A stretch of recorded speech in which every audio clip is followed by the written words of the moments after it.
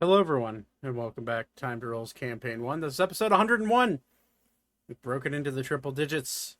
Not a whole lot going on today. We just haven't been able to play the last 2 weeks because of a mixture of um, people not being around. Slash Father's Day was last Sunday, and I was not available. So, um, yeah. So let's get right into it. We're starting a little late today, but we will. Well, I guess we'll see if Squirtle actually joins us. He just ended his stream. Let me. Okay.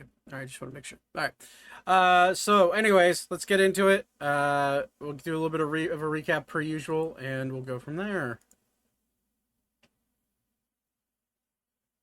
Okay.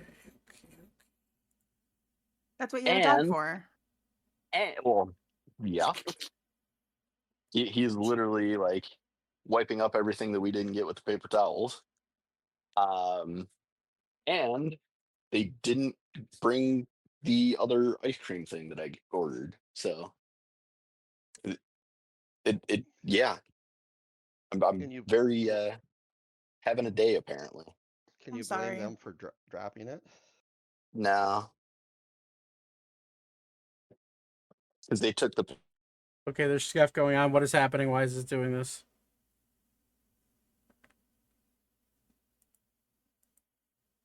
Hello? Can you fucking function like I need you to? There we go. Okay. It's like, why was I seeing my face? It may have just like melted, including the cup. So fucking hot out there. yeah, not That's- quite. I wasn't that slow to pick it up. So What if they don't have AC in their house? ours might be dying. I mean, like in their car is what I meant. Oh, okay, that too. Their mobile house. Right? Their place of work. Where the All right. Hi, dog. You're gonna need a bath when I get done playing. Okay. Well, Murdoch tried to help catch the dropped drinks. Oh, good. Glad, good boy. Okay. So that emo is disturbing. Why? As my friends. Oh my god. Jesus Christ. Okay. Well, anyways, It's Jason Bourne. okay, a little bit of a recap, and we'll get right into it. Last we left off, you, the rat bastards, were made aware that a attack had happened here in the capital city of Esperoar. Upon realizing that your faithful task giver and friend Leon was heading up the attack, you chose to take action, meeting up with various members of various former members of your party, but generally it was just friends in general that were in the process of battling off legions of both devils and demons, as well as undead. You made your way to the northern side of the city, towards the Lake of Life. Upon crossing it, you ran into Elkis and Archer in the middle of aerial combat, fighting against the hordes of demons that were attacking them.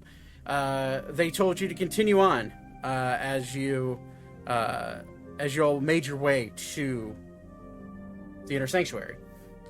As you got to the Inner Sanctuary, you were immediately faced with a horde of undead, varying between zombies and other types of undead, blocking the doorway into the Inner Sanctum. After some quick thinking by Vivra, using plant growth, you managed to block off a a good section of the or of the island in order to make your way to the front door, and immediately being followed by Laura Barkhopper, Alan's mother, who thus closed the door behind you. For Aiko, Closed it. you closed it, but she sealed it. For Aiko's purpose, because you were not here last time, you found yourself in stealth, flying above the island, mirroring your friends as they walked or as they ran across the water, using their what are the items you use to water walk? Boots of water walk, is that Water it? walking rings. Oh, water walking rings. That's right. You managed to sneak in, sneak into the door before it was closed. However, your dragon, we're going to roll for. I will do me a favor and just roll a d20, and I'm going to roll a d20 myself. If you beat it, the large blue dragon snuck in somehow under the detection of all your friends. Why the fuck did I come back? Hey, welcome. Well, on the downside for me, I rolled a 2. So, somehow, some way, Aiko, you did manage to sneak into this chamber. You managed to sneak in and stay undetected in the upper rafters of the ceiling, with Aragon, still riding Aragon. As your friends run forward to these large double doors, you see a various flashing of magic and flashing of swords clashing. Various demon-like creatures are doing battle with members of the leading society, the head society of Esperor.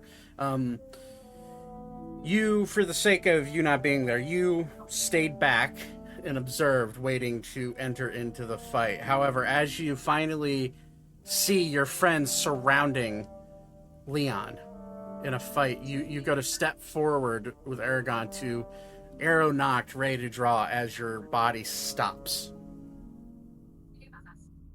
Your time has stopped around you, and that's where we left off, was a time stop. Okay. So. Hey, Magic, something's coming through your mic. I don't know what it is. Either way, time has stopped. You see, actually, none of you see this. Leon is going to kind of float above as his hand waves a spell. He has 4 turns because the D4 I rolled right before the end of last session. He will look at each and every single one of you and smile and look over to you, Zane. Shame, shame, shame, shame. For his first action, he's going to take your bag of holding. Which one? How many do you have? Let me look. 6. I've got at least 2. He'd be able to tell if there's things in them, by the way. Well, they both have things in them. One has a crack and the other one has your things, yeah? Is it 2? Yeah. Cool. Roll D4 for me.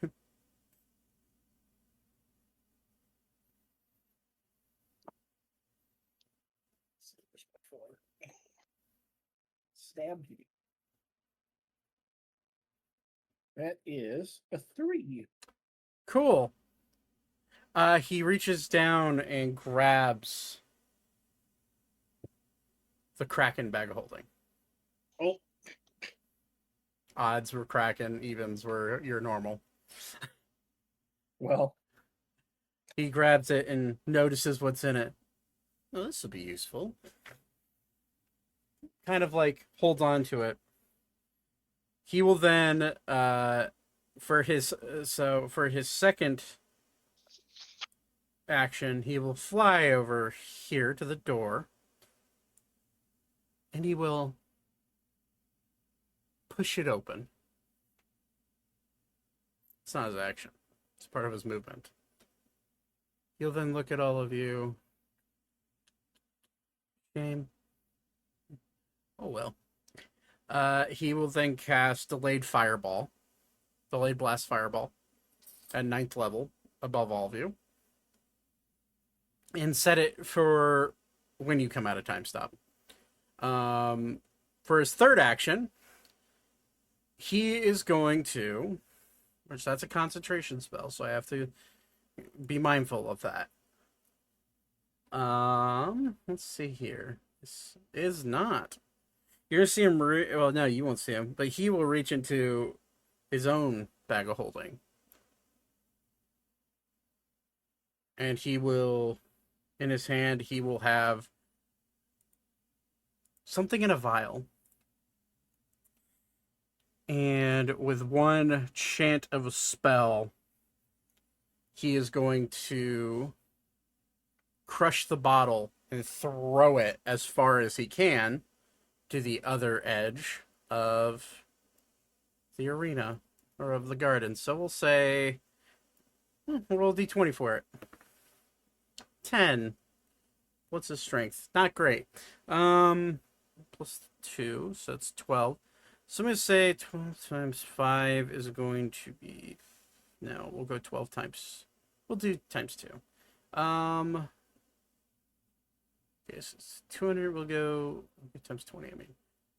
40. 240 feet he managed to throw it, guided with magic.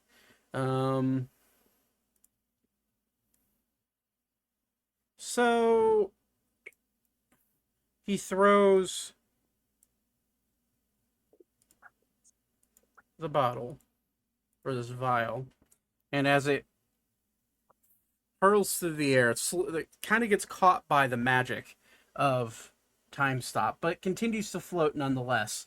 And let me go ahead and grab something.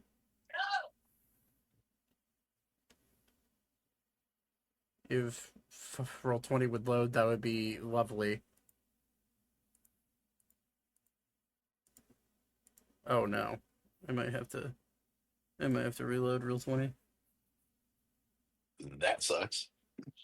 I will say, due to my current bad mood unrelated to the game, I have my rules lawyer hat on, and I'm waiting for you to slip up even the slightest bit, Zach. So Cool. That 84 HP is looking great. I know.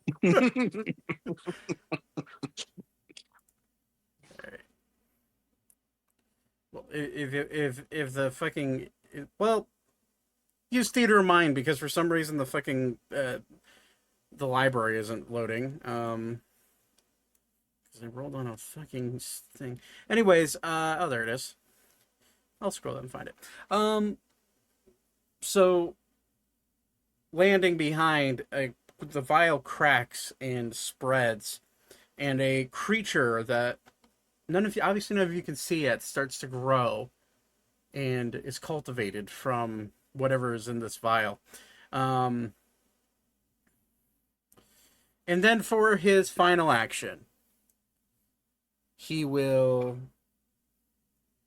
bid all of you adieu. And he will telekinetic shove Rossalor back 5 feet. Get him out of the blast Which I range. believe breaks the time stop. If I believe a time stop is if he makes Just- an attack action against an enemy. Nope. The spell ends if one of the actions you use during the period or any effects that you create during this period affects a creature other than you, or an object being worn or carried by someone other than you. Well, that's fine. It's his last action, anyways. I figured. He's Still, damn it, I have my rule lawyer hat on. Wait, He's- wouldn't then if he grabbed his Zane's bag, it would have. No, that's an item. Okay. That's an item, not But- not a Isn't creature. it something that he's holding? Wasn't It that part it of is it? an object being worn or carried by someone other than you. Yeah, it doesn't affect that's not a that doesn't affect someone though, does it? Like you're taking something It from affects someone. the object, though. Yeah, it does Hmm. affect the object. God damn you and your fucking rules lawyer hat. Have a better day, Correct. damn it. Dummy. All right. Well, the all right. Well, I'll go back on my word a little bit here. Given that this is, he would know that. You still have your Kraken. However, yeah. Let's just see what he. Oh, I have a whole table for this. I'm really Sure you do. I'm random rolling for it. Okay, that's fine. He will go ahead and cast for his second action. He will, from far away, he will cast summon Greater Demon, and he will summon. I'll pull it up, but I need to get the thing that is actively growing because I think it would be funny.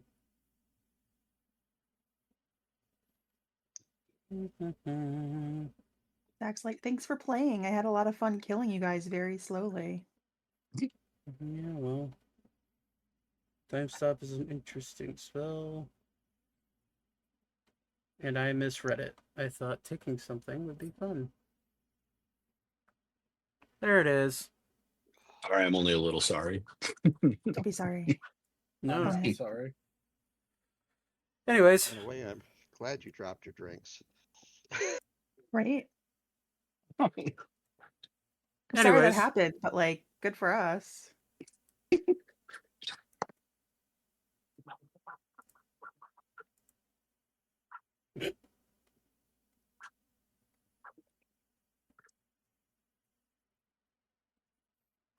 Where are you? Just another one of these dudes.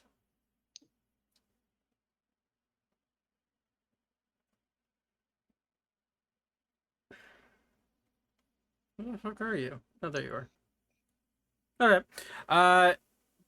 With a telekinetic shove, he shoves Rosalor out of the way and walks through the door. As time reverts, a fireball slams into all of you. So I'm gonna need dexterity saving throw.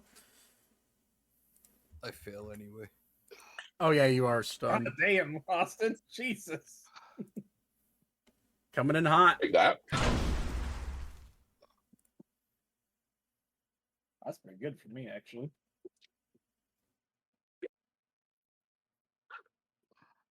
Wow, I sucked. Thanks. Let's fail. Does a 25 succeed? It would succeed, yeah. Oh, you know what? I Okay. might be able to re-roll that because I have. So I'm going to Flash of Genius that then to succeed. What's the passing number? 23. Oh, okay. So I Balls. definitely needed to do that to succeed then. Perfect. I can re-roll my saving throw. I can re-roll with Indomitable. That's better. Here it is.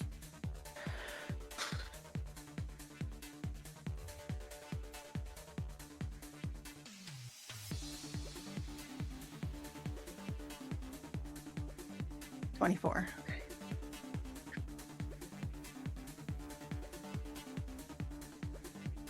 $24 succeeds. Okay. With just so Todd, you do take half because of your evasion. Right. Okay. So It's fire damage. yes. So you guys calculate the damage for your own I characters. have to have. I love that. So Yeah. 53 damage. I'll drop and absorb elements. Okay.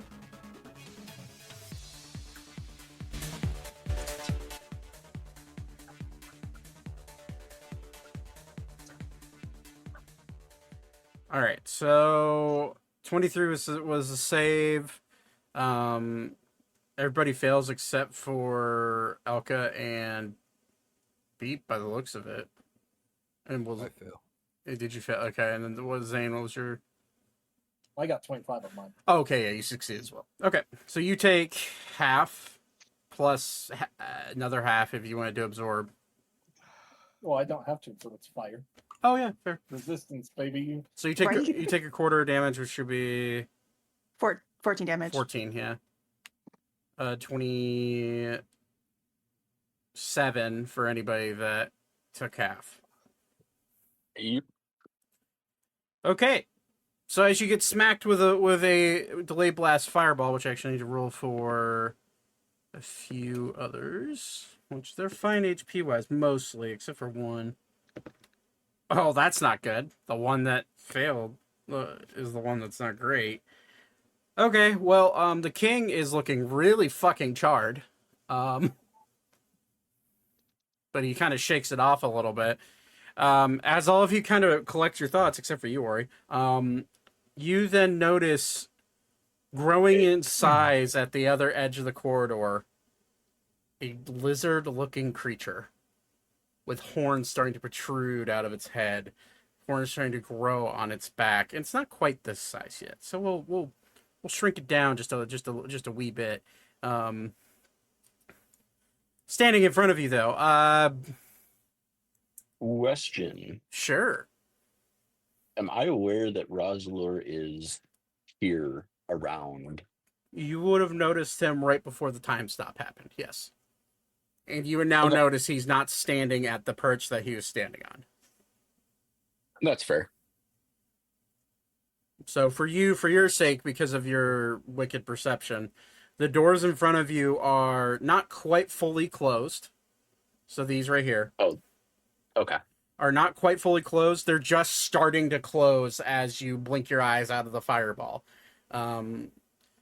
Rosalor is nowhere to be seen from where you saw him, and you immediately feel everybody actually feels a bit of a terrifying presence behind them as you turn around. Favorite.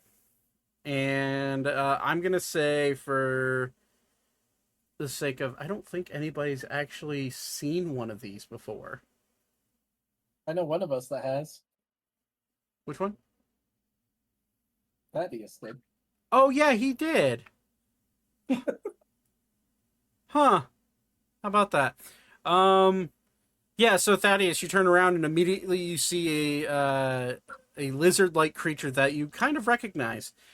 For everyone else, if you want to make a nature check, I'll allow it. As it's slowly growing in size. Oh, where did I see this? Just before I died? I'm blanking on it. It was On the ship on the way here. on the ship. Yeah. How come I'm the only one that saw it? Because You're you the one that went broke after into it. treasure. They had a baby. Oh, yes. There's yes, a yes. baby Tarask hidden within the chest that had the mimic for the lock. That's right. Yep. Oh, joy.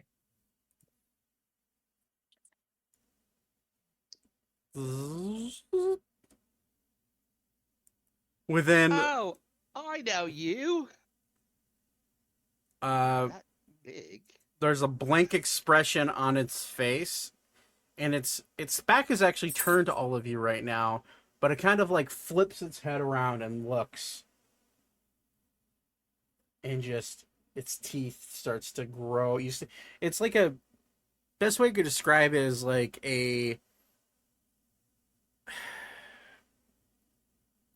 it's like a creature that isn't fully formed yet, and you're seeing it form in front of your eyes.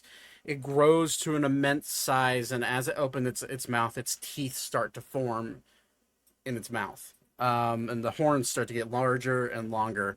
And for Vuivra, you know exactly what this is. for these creatures, while being very rare in your homeland, are actually native to the deserts that you grew up in. Oh, joy. You would know this as a Tarask, or in the simple words of Sabathian, it would translate to terror, or roaming terror, depending on who you talk to. Large solitary creatures that that are known to bring destruction to any civilization that happens to come across one. And you are now staring face to face with one. Standing off to the side here, you do notice another Balor has cracked out of a rift and is now standing there looking very fucking confused as to why there's a giant world-ending monster and a group of adventurers, but its commands are to kill. So he's gonna start for their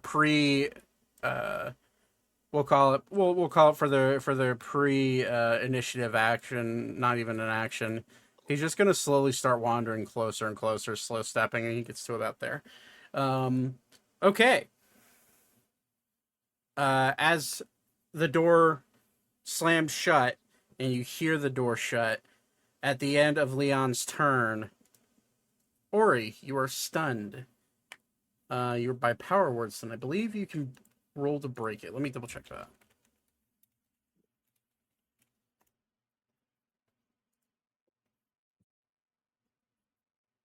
Let's see here. Yeah, so you make a Constitution saving throw. Ori. All right.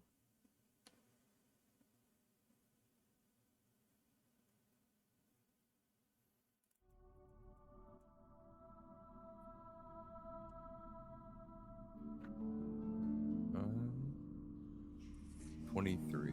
That is the DC. You feel your body start to loosen and relax, and you have full movement again. Your body does feel numb, though, after getting hit with a power word. But okay, that is your turn. You can say something if you want to if you want to.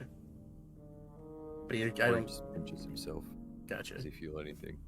You feel the sensation of you pinching yourself, but the pain isn't quite there yet. Okay. Yeah, it's So your body's slow. It's like your leg. You know, when your leg falls asleep, it's like the blood slowly starting to rush back, and you're starting to get that. Fuzzy. Yeah, exactly. Yeah. He'll just stand there and literally shake it off. Okay. All right.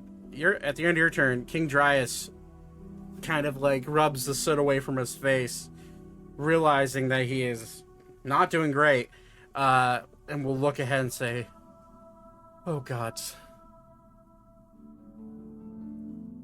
not good, not good at all. Where's my Leon?" And he will turn around and look towards the door that, for his sake, is now just slowly closing.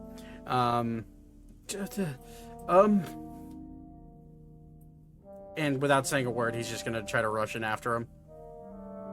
And that him rushing in and dashing will be his turn. It's now Onyx's turn. Onyx will turn around and look and be like, "Well, that's interesting.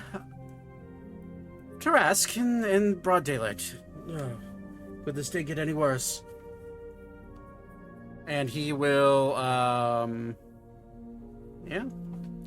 He's just gonna kind of... Let me pull up the Tarask character sheet real quick, so I know what the AC is. There it is. Okay.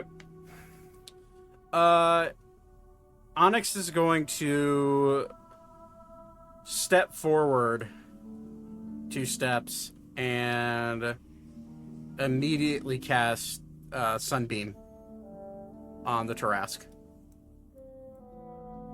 So I need...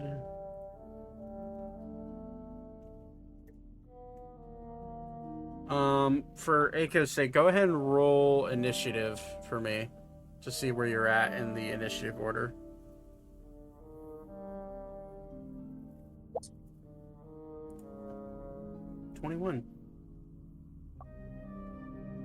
Okay.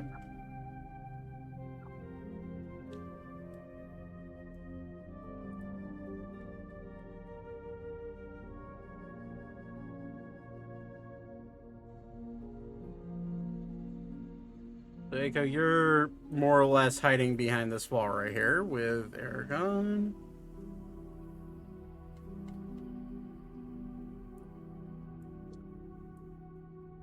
Okay. You're gonna go after Onyx. So Sunbeam, I need the creature to make a Constitution saving throw. That is a natural 1.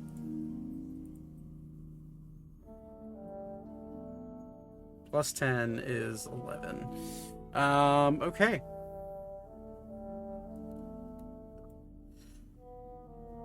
$68 radiant damage.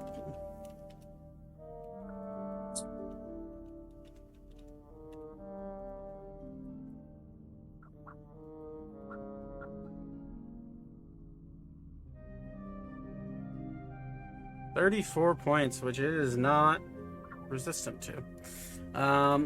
Okay. All right. Onyx is going to go ahead and hold concentration on Sunbeam. And that'll be his turn. Eiko, you time restarts, and sitting in front of you is now the largest creature you've probably ever seen before. Other than maybe a dragon.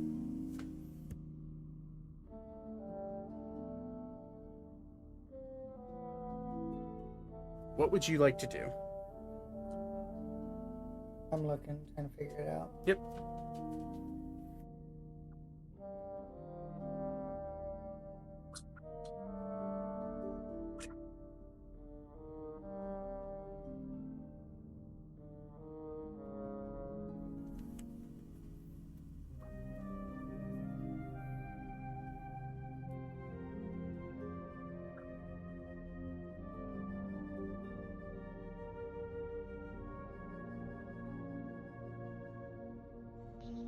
While he's thinking, Mhm. is this thing that he summoned in? Is this magic? You can gather. Actually, it's hard to gather because you didn't watch him summon it in. You were time stopped. All of a sudden, there's just a fucking Tarask that just grew up out of nowhere in your eyes. Okay. This is a beast, right? I believe it's a monstrosity. Nah, it's a monstrosity.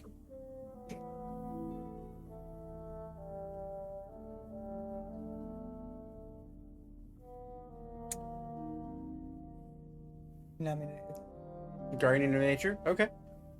I didn't mean to hit it. Oh, okay. Just looking at it. Gotcha.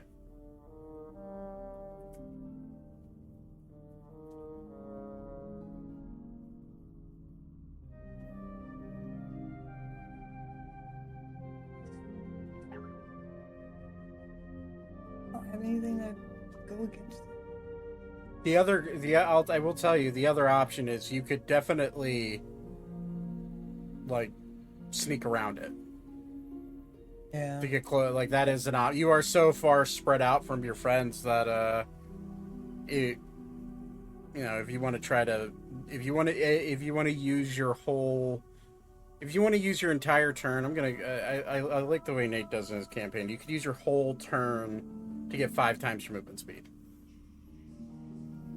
If you wanted to do that. Or that's Cody's rule, actually. is that Cody's With rule? the- Mhm. It's a great rule. I fucking love it. I don't know where he got, but I got from him.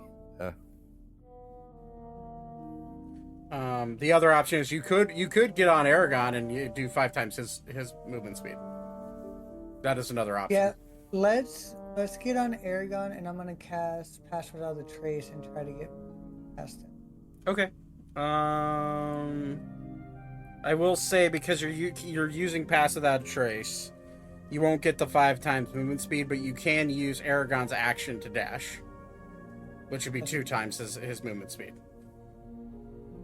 His movement speed. I believe it's 680. 80 flying.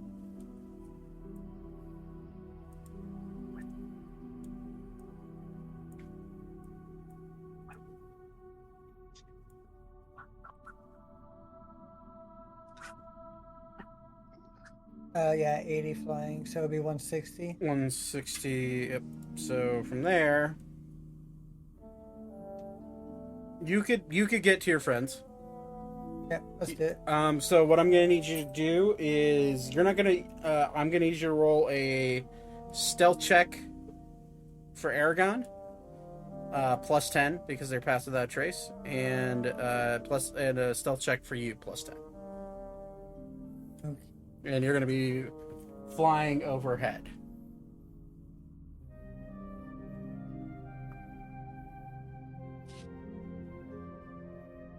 So, for me, 20 to 30. 23. You're going off of his passive perception. That is, yeah, you. Huh. Yeah. I didn't realize the Tarask passive perception was that dog shit. That's great. And then Aragon. It's real bad. You land there. Let's see what the Balor's passive is. I think it's higher, but I don't think it's that high. What do I need to roll for sales for Aragon? Stealth check. So it would be dexterity. Dexterity plus his dexterity mod. So roll dexterity plus 10. Good. 17. That still beats the Tarask's passive perception. It's a 10, by the way. Brad,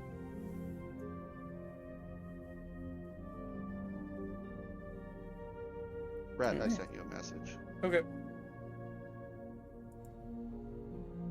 You sent me a message or someone else? Someone else. Oh, Brad. gotcha. I think that's it. Okay.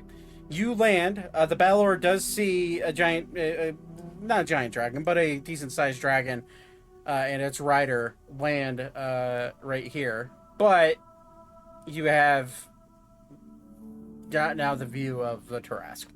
Okay, that's your turn. Elka, you just got exploded by a fireball, and now Leon is gone, and you just watch the king run after him. I would like to run after the king. Okay.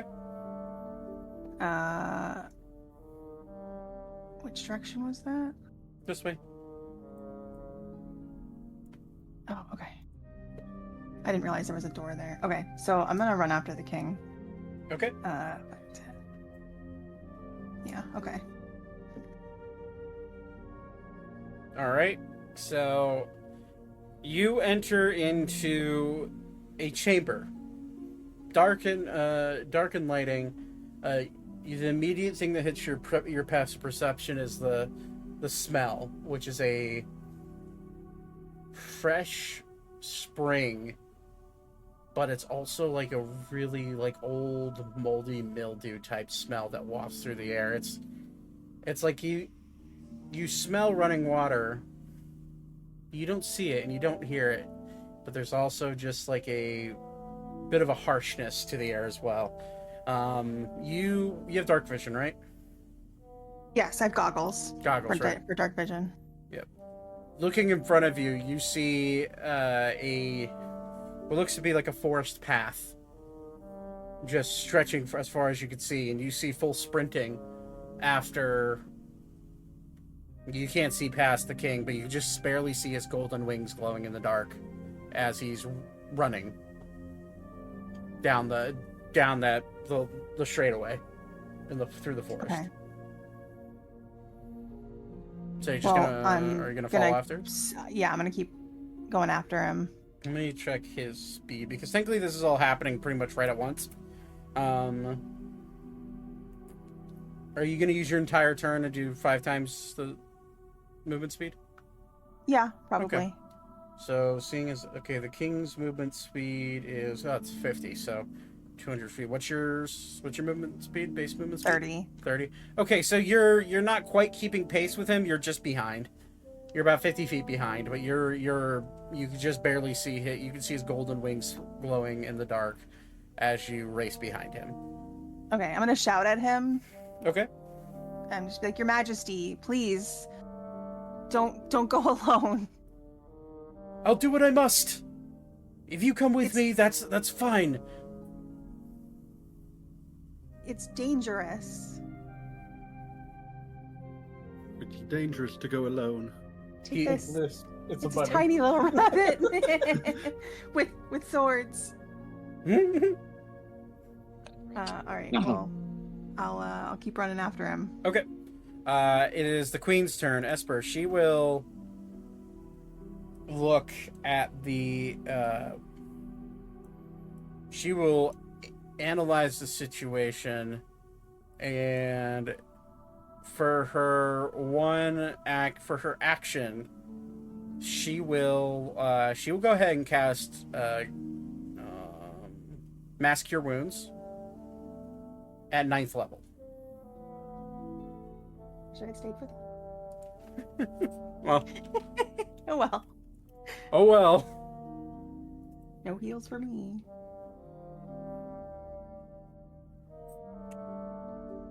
Okay, so that would add 4. So that's a 78 plus 6.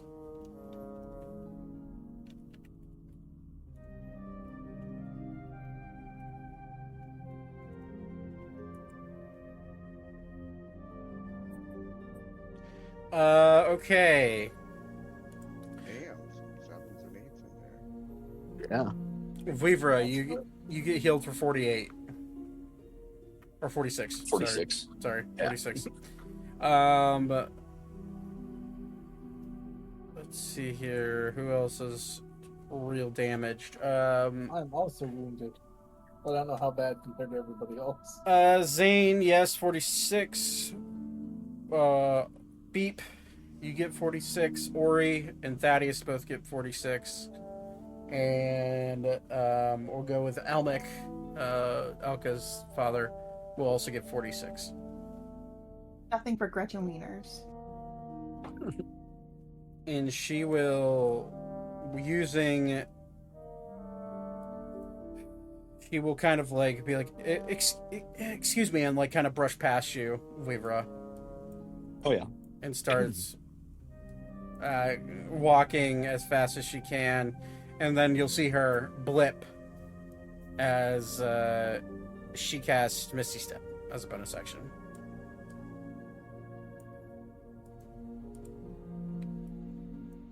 And she will be now, in theory, running behind you, Elka. Is now Sebastian's turn. Sebastian will look at everybody. Yep. Zach, real quick.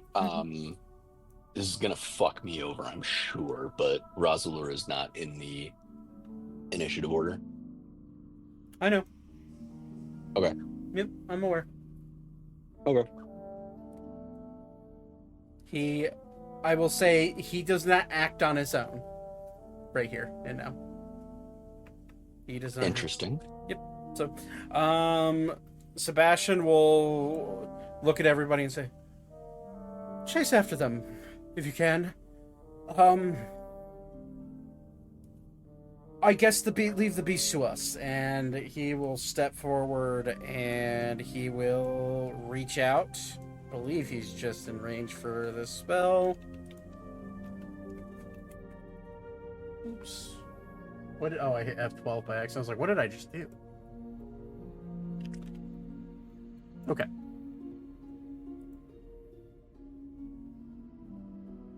I think it's 90 feet.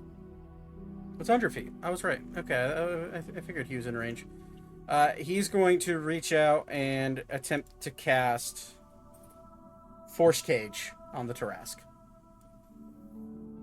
Which is just far enough to do it.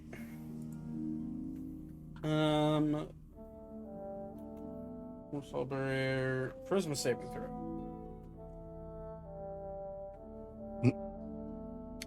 For a Tarask, that's actually not bad. but still fails. That's a 16 charisma save, but it fails. So he's just barely holding a Tarask inside of a force cage. Like that's just holy shit.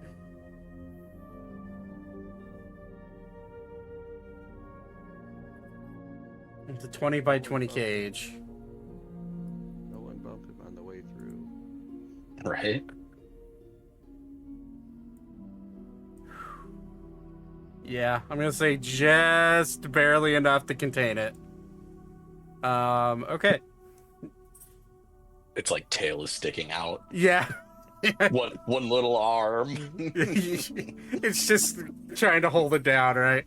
That will be concentration, right? Is force cage? I thought force cage was concentration. No, it's not. How about that? It just lasts an hour. It could break out of it though. Gotcha. Okay, that is Sebastian's turn. I suppose he'll scooch a little closer to Onyx. He's right here. 1, 2, 3, 5. Yeah, it's fine. Okay, Thaddeus, it is your turn. You're still invisible. Did I hear them say to run after? Yes, he said it very out loud for everyone to hear. Okay. Using my acrobatics, I'm going to use my entire turn to go as far as I can. For shits and giggles, roll me an acrobatics check with advantage because at this point at this level and at this point, it's gonna you have to roll real. Okay, yeah, you're good.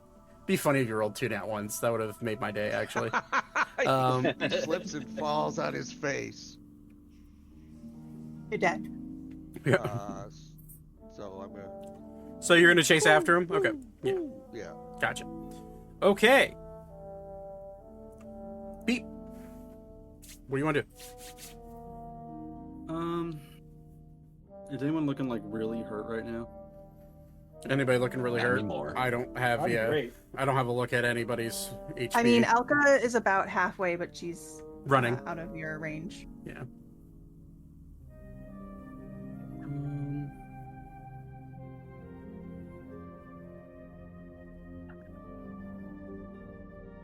I'm gonna back up because I'm pretty low. So you're just gonna run after him? Oh wait, never mind. My bad. I went the wrong direction. You're so you're I wanna be clear. You have Leon who clearly went through this chamber. We have a world-ending monster and a demon to your back. Which way do you want to go? Oh, that's true. I guess I'll stay with the group then. Okay. Actually, I rolled like shit No, for the I'll do- initiative in the Tarask, by the way. I will do Lehman's tiny hut. You're just gonna make it a hut right there? That takes a minute to cast. Oh, it does. Mhm. Well, hopefully no one disturbs me. Okay, I That's 10 turns. that's 10 oh, turns. That's 10 turn. Oh, right. I want to Right. also be clear that you did just hear them say go after them, but you can do what you want. I'm just letting you know that's a 10-turn casting time with a fucking Tarask And in the room. we'll do psychic lance on.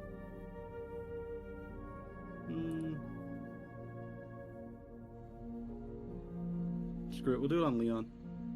He's so far away. There's no way you're gonna hit him. Like this is just to show that he went through the. Oh. Yeah.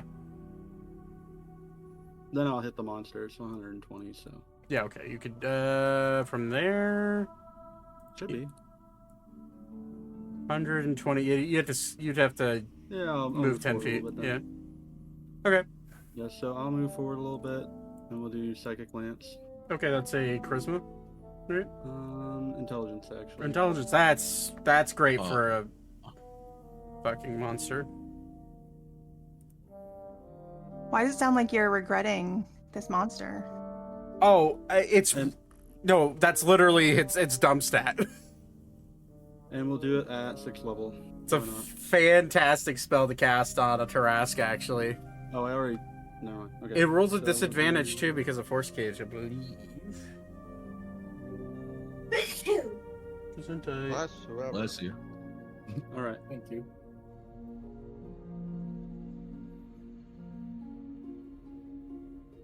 Did you roll yet, or? I'm in the process of. I just need to see if I have to roll disadvantage or not. I don't know if it just restrains its movement or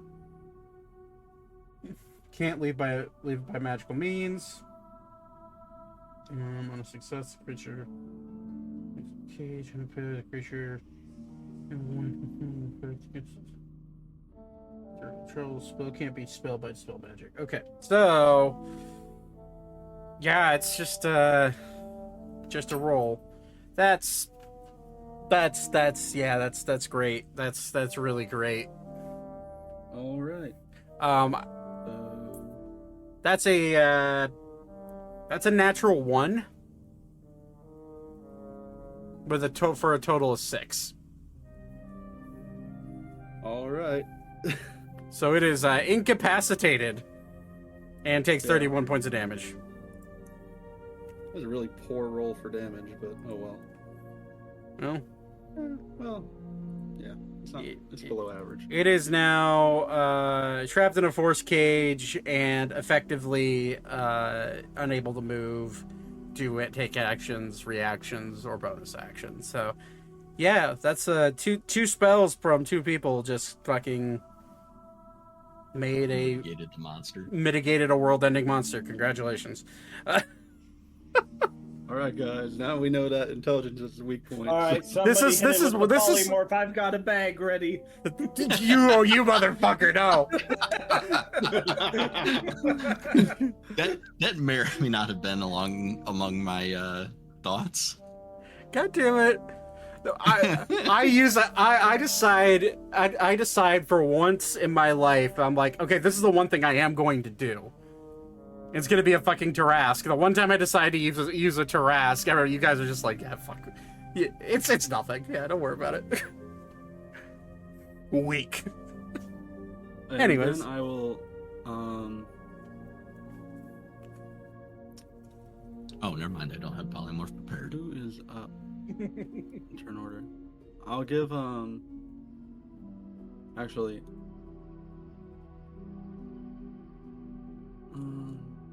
Trying to figure this out real quick. Who I want to give? All right. About 10. Or is it Vivra? I forget which one. It's Weaver now. Yeah. Vivra. Yep. Okay. You don't have an active bardic inspiration, do you? I do not.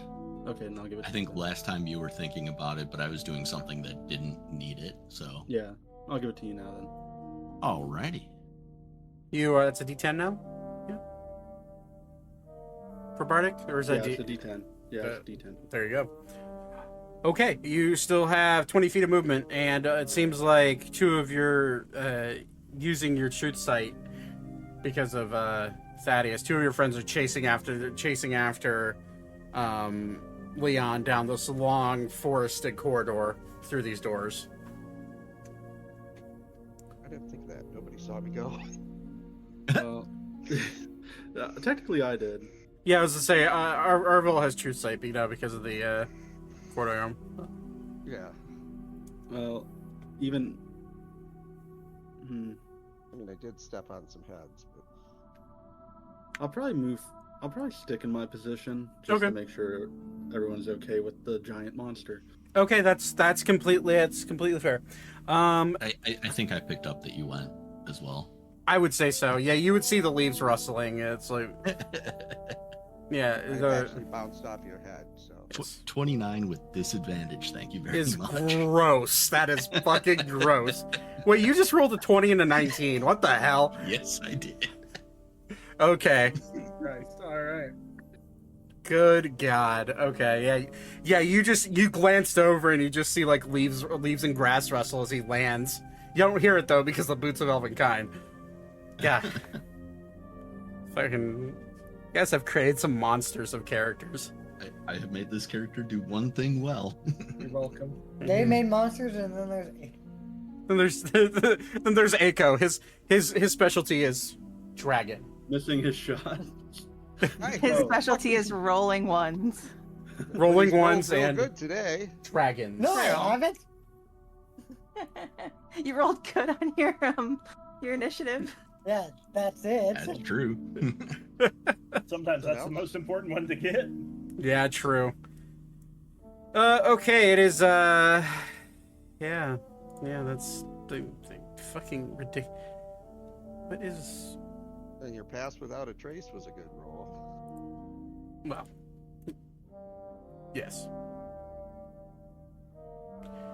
Yeah, I'd like to point out that for initiative, I rolled a 2 for the Tarask. The Tarask is just like the big dumb baby that can't do anything now. Anyways, it's That's just a big dumb baby. it is. Anyways, it's Sounds like a big dumb goldfish. anyways, it's Elmic's turn. Elmic is going to bunny hop.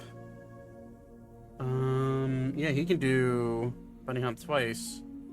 So boing, boing, and he's going to land here. Look, a dragon, and then see you on top of it, just kind of waving.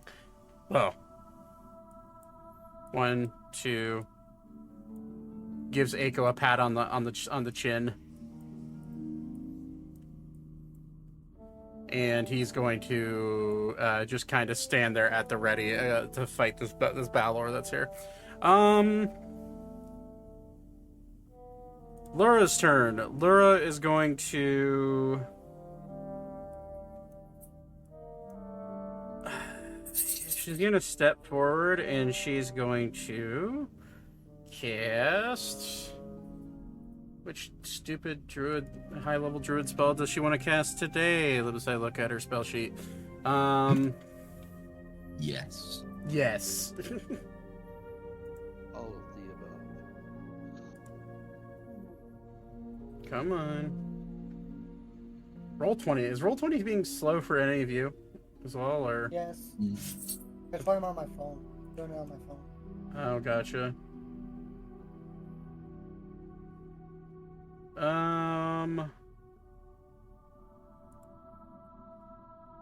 Man, it is not wanting to load this spell sheet whatsoever. I mean, I have up to 7th level spells if you are looking for, Is it plant growth that can create thorns that yeah, thank you. Yep. It causes the difficult terrain. plant growth does do, yeah, like double difficult terrain. Okay, that's basically. that's what she'll do. She'll cast plant growth, and you'll see thorny vines. In fact, you'll see the flowers that are planted along the side start to grow out and entangle themselves into vines and thorns, and this entire area right here between her and the Tarask is now double difficult terrain. I'm now realizing, you know what? Leave that for them. Okay, that's her turn because druids. Vivra, what do you want to do? Alrighty, I'm gonna turn around and stare down Rosalor. Is there anything that I'm picking up that would make me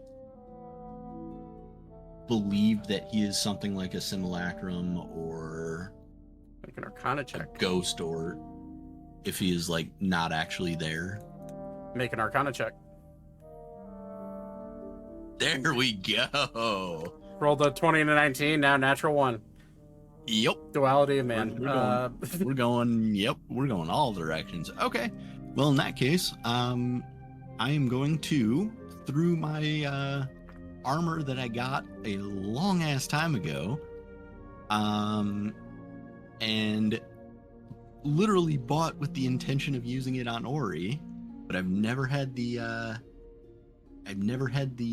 reason to. I'm gonna turn Lorazalor and cast Dominate Person through my armor. Huh. Okay. Which what's the save for that? That would be. As I double check, I believe Wisdom, but I'm checking. Where the hell is it? Yes, wisdom saving throw. Okay. I need to check one rule.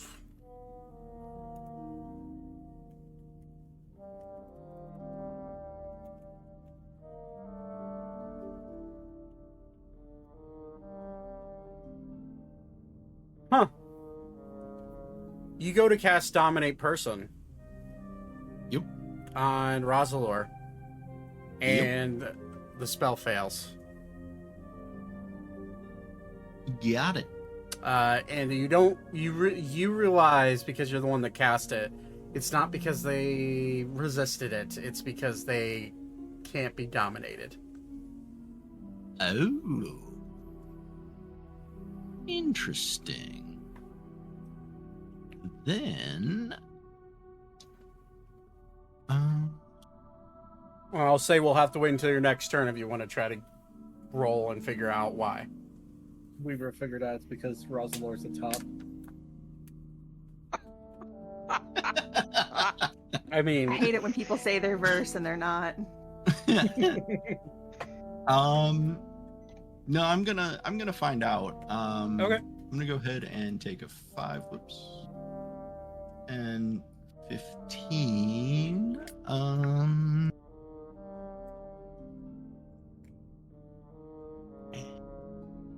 20. And I will go ahead and extend my extendo spear and poke at him once. okay. But I don't think a 10 is gonna do it. Shockingly, a 10 does do. Okay. Okay. As And then also the what is it, 4 damage that I rolled for absorb elements? Yeah. Plus 4 fire damage. 4 fire damage. I believe. Actually, that'd be 8 fire damage. Ah. As you poke and stab, a chunk of, from where you stabbed, a chunk of like icy clay material falls off of his body. Okay. And he takes 15 points of damage. Then I will go ahead and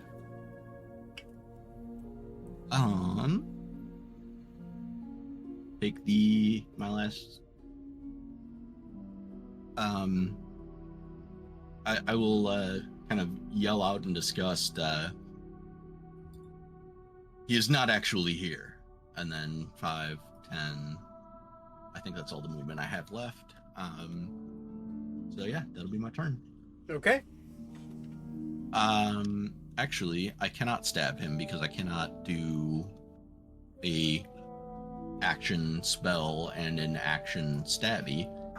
I'm gonna say I'll allow you to poke him. Well, it doesn't take the damage. Okay. I'm gonna say, for your sake, if you just wanted to poke somebody, like, Okay. just to poke them, I'd say I'd let you use your bonus action for that. Druids don't get bonus actions anyways. Yeah, just a handful of them. 5e purists watching this, don't come for my neck, thank you. Okay, then I'll take my 10 feet of movement remaining, and then that'll be it. Yeah, in this case, you won't see like a chunk, you'll see like a dusting of like inanimate dust come off of them as you stab them. Yeah, it'll be like my spear didn't hit normal human-y fleshy resistance, so Be very much more like hitting a like a clay golem, which I believe you guys have fought once. Sure. So, okay. With that, it's Malleus's turn. Malleus will look at you, Zane. I don't know what the fuck you dragged me into, but this is fun as hell. You're welcome. And he's going to sniper rifle in hand. That's right, he has his fucking sniper rifle out. he's just going to kind of like lean. Actually, he'll like lean and look around at the Tarask. Ew. Hey, son, can I borrow your shoulder? Sure can. Racks around. Cool. Ori, duck. Boo! Shoots at Tarask.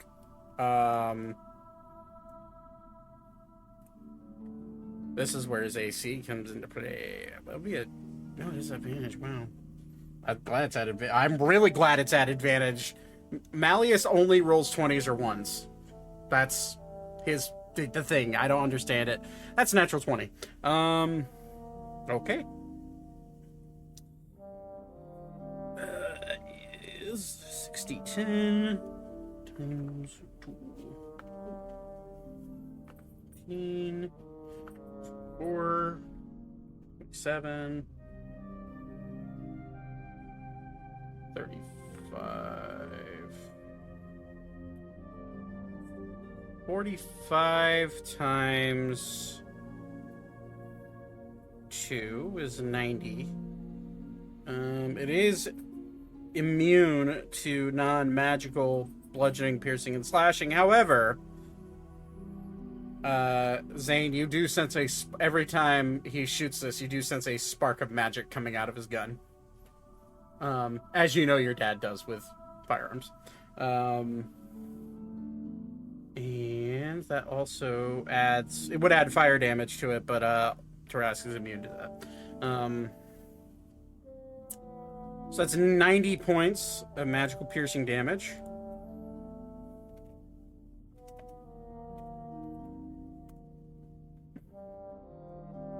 And he's gonna lift it up, bonus action, reload. And he'll like flip the gun around and aim down the sights to see if he can see Leon running away. Realize he only sees golden feathers or golden wings. Nah. And he'll flip it around and boom, shoot the Tarask again. That's a fail. Tarask's armor's too good. He shoots the Tarask, but its armor deflects the bullet and ricochets it off. And then he'll look at you, Zane, and say, I think it might be a good time to leave. And he's gonna just start walking this way. Zane, as your ears are ringing, what would you like to do? Mop. I'm just full action sprint that way.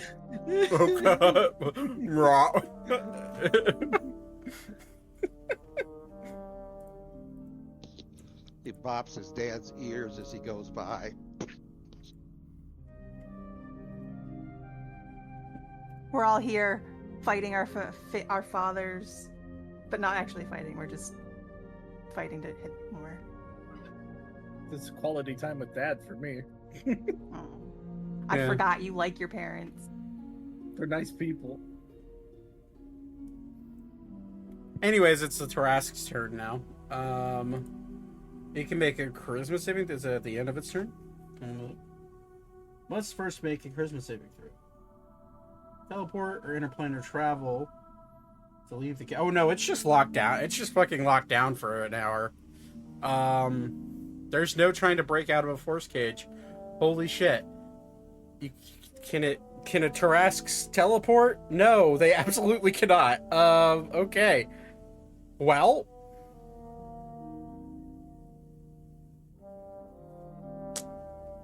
Zach, I'd like to point out that you're the one who had a character do that too. So you did that to yourself. Yeah, I know. Congratulations, you played yourself. I know. It's rough playing characters that are trying to prevent you guys from dying, and rough playing characters that are trying to kill you at the same time. Okay. Yeah, it can't do anything. So it's just, yeah. And it's also incapacitated because of fucking psychic lance. Good yeah. job, team. It's Leon's turn. He's gonna keep sprinting. Ori. You've seen all your friends, most of your friends, other than Aiko and Arval, rush into this chamber. I haven't been in there yet, but Oh yeah, well yeah. I'm very clear. I'm very clearly making my way to do that. Yeah.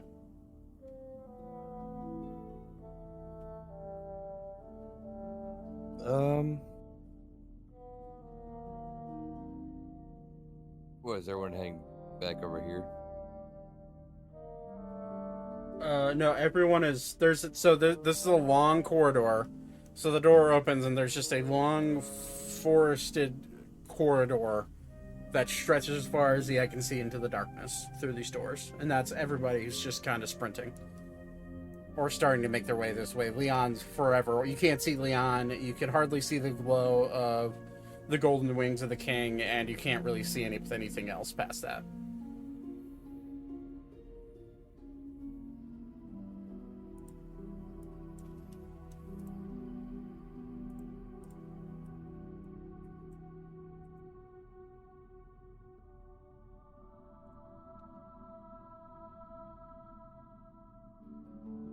Roll 20s. Yeah, mine's acting up a little bit.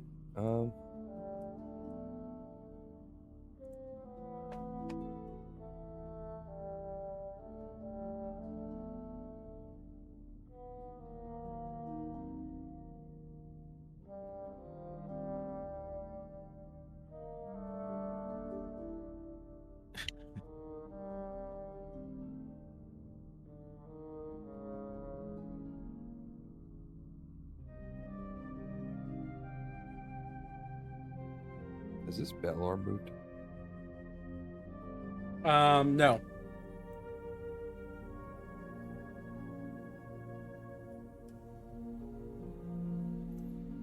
From where it was summoned, it couldn't move because of its turn. That's why I gave it pre-action movement, so that way I was able to get to here.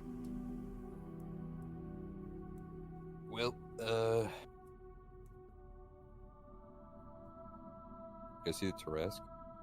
Yes, it is actively being restrained by some sort of magical force.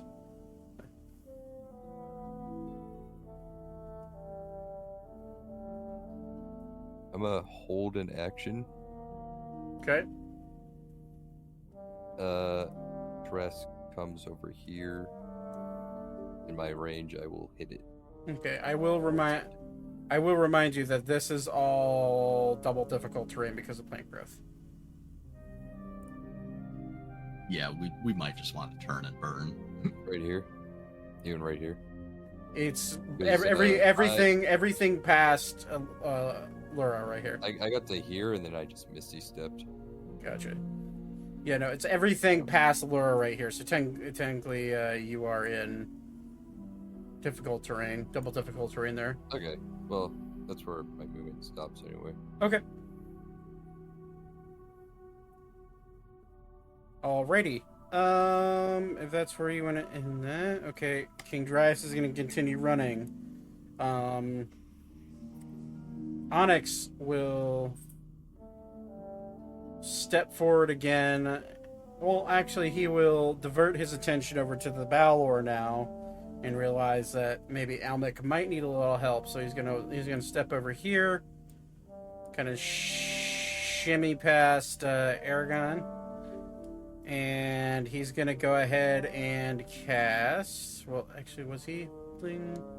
No, he's holding Sunbeam. That's right.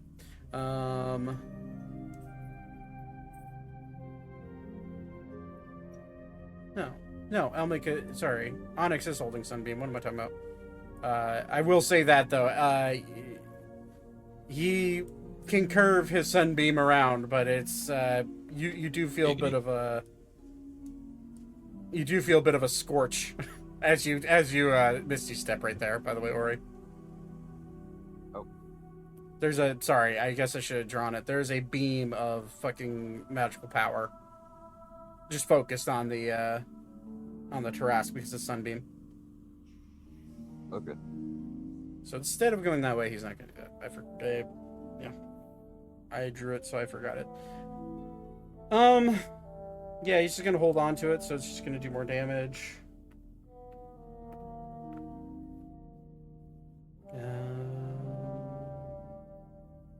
Okay.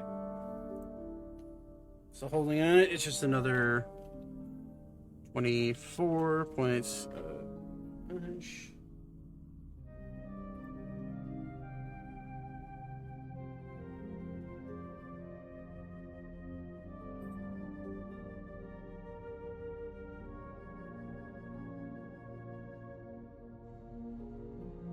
Whoa.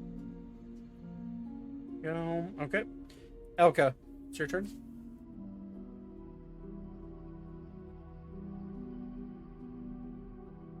She just said in the chat that she would be right back. I'm assuming she's just continuing to run. But we'll skip her turn. Probably Just safe, probably a safe bet. Yeah, but we'll skip her turn and just ask Elka when she gets back. Okay. Okay, Esper is going to now use her full turn to start running. Sorry, I'm back. I had to take my meds. Oh, you're good. Is Elka just going to continue sprinting after? Yes. For her turn? Yeah. Okay. Yep. Okay. Just want to double check. It's now Sebastian's turn. He will, knowing that Force Cage is up, he will point his attention to the Balor. And he's going to...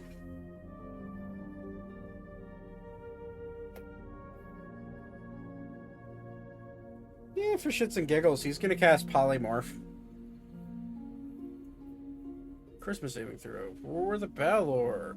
That's really annoying.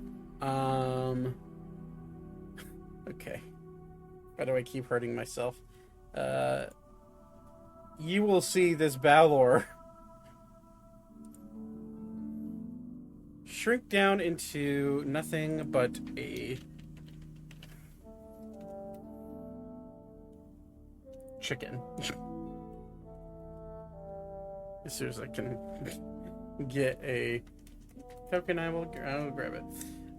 Is it hen, maybe? Is that what it is? No, rooster, perhaps? Maybe cock.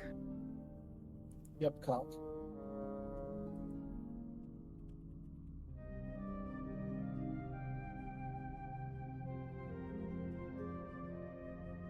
Yeah, we're just gonna fucking... I'm gonna shrink it down for now. But this is a chicken. Okay. He's holding concentration on that. Thaddeus, you just want to keep running? Yep. Okay. So you keep sprinting down the long forested corridor, just peering through the darkness with your dark vision.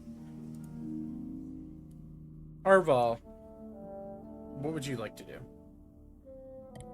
Let me take a look.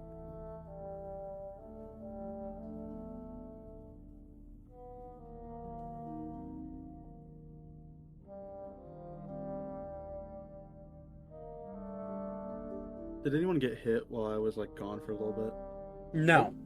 Everyone's No? sprinting Okay. after Leon down a long forested corridor. Most of us are. I'd say most of them are sprinting down. Ori decided to step up and help fight the Tarrasque if it breaks free. Which I will say, for your sake, Nate, Force Cage can only be broken if something has the ability to teleport out of it. Or does it know that? That's true. Aren't wrong. I just wanted to let you know. All right, then. I didn't know And that. how far would you say Leon is from me right now? 300 to 400 feet. That's pretty damn far. Yes. I guess I'll use my turn to just run after him. Okay.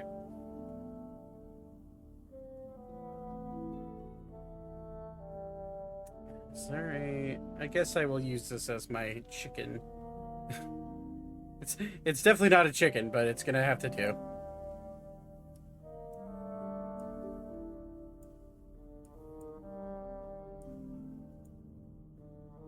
Anyways, it's a lot smaller than that too. But it won't let me make the token smaller. Damn it. Okay. All right.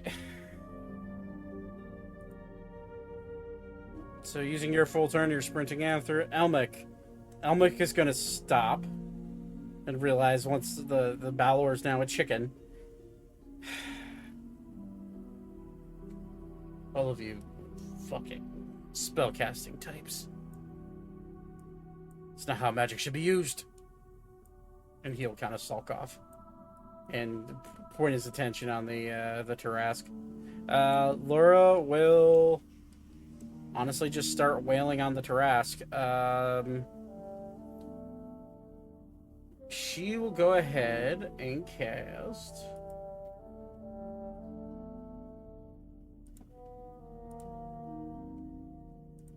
What seems like fun? Did we miss Aiko? He has a Oh yeah, he has a icon in the initiative order. He's not in the initiative for some reason. Okay, yeah, before Laura does her thing. I wonder why you rolled initiative. Why weren't you in the initiative order? Let me. I don't know, maybe it was just dumb because it was up from earlier. Yeah, maybe. Okay. Sorry. What does Aiko want to do? I have no clue. I've been sitting here trying to figure that out. Okay. Well, your options are pretty simple. You just watched, which I guess, would that have happened after the fact? It would have happened after the fact. So, actively, there is a... We'll say you took your time trying to decide before your initiative turn. For the sake of me not seeing your initiative. Okay, so you see there's a chicken. Bellor just got turned into a chicken. A Tarask that's completely held down by a force cage. And a bunch of your friends starting to run through these magical doors over here. Into darkness. I guess follow them. Okay. Alright, so using your full action, or your full turn worth of action, 5 times your movement, say Aragon's movement speed, you join them. Okay. Now back to Lura's turn. Lura is going to go ahead and cast with her last 9th level spell. Is that concentration? No, it's not. Wow. Maybe not 9th level. That seems... She's actually going to hold that. 8th level, though. She does have that spell slot left. Just to really layer it on, she's going to cast Sunburst.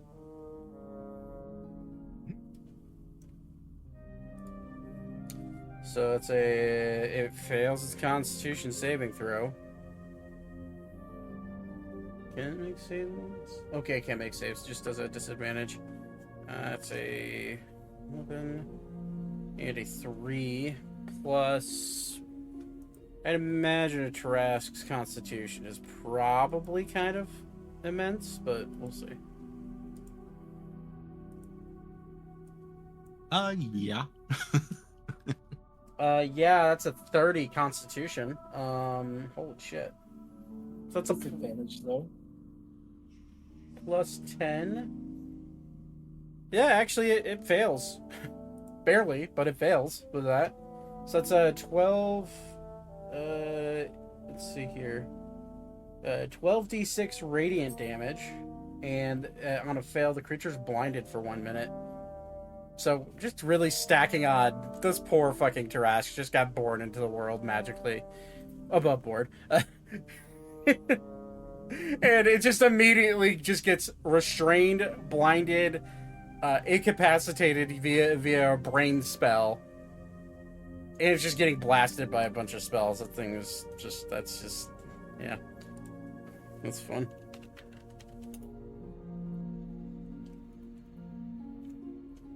This is why I go to therapy.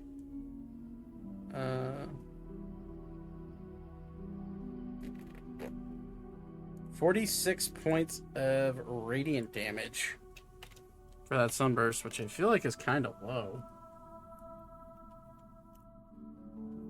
It's about average. Yeah, it's average. There's 3 6s in there. A little bit above, I think. Yeah, it is. Okay. Alright, so that's Laura's turn.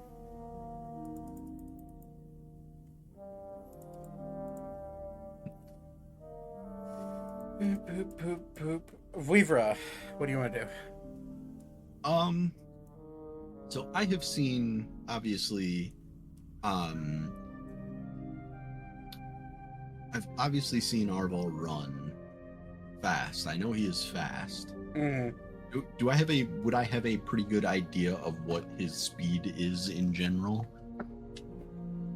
I would say... I'm trying to figure out if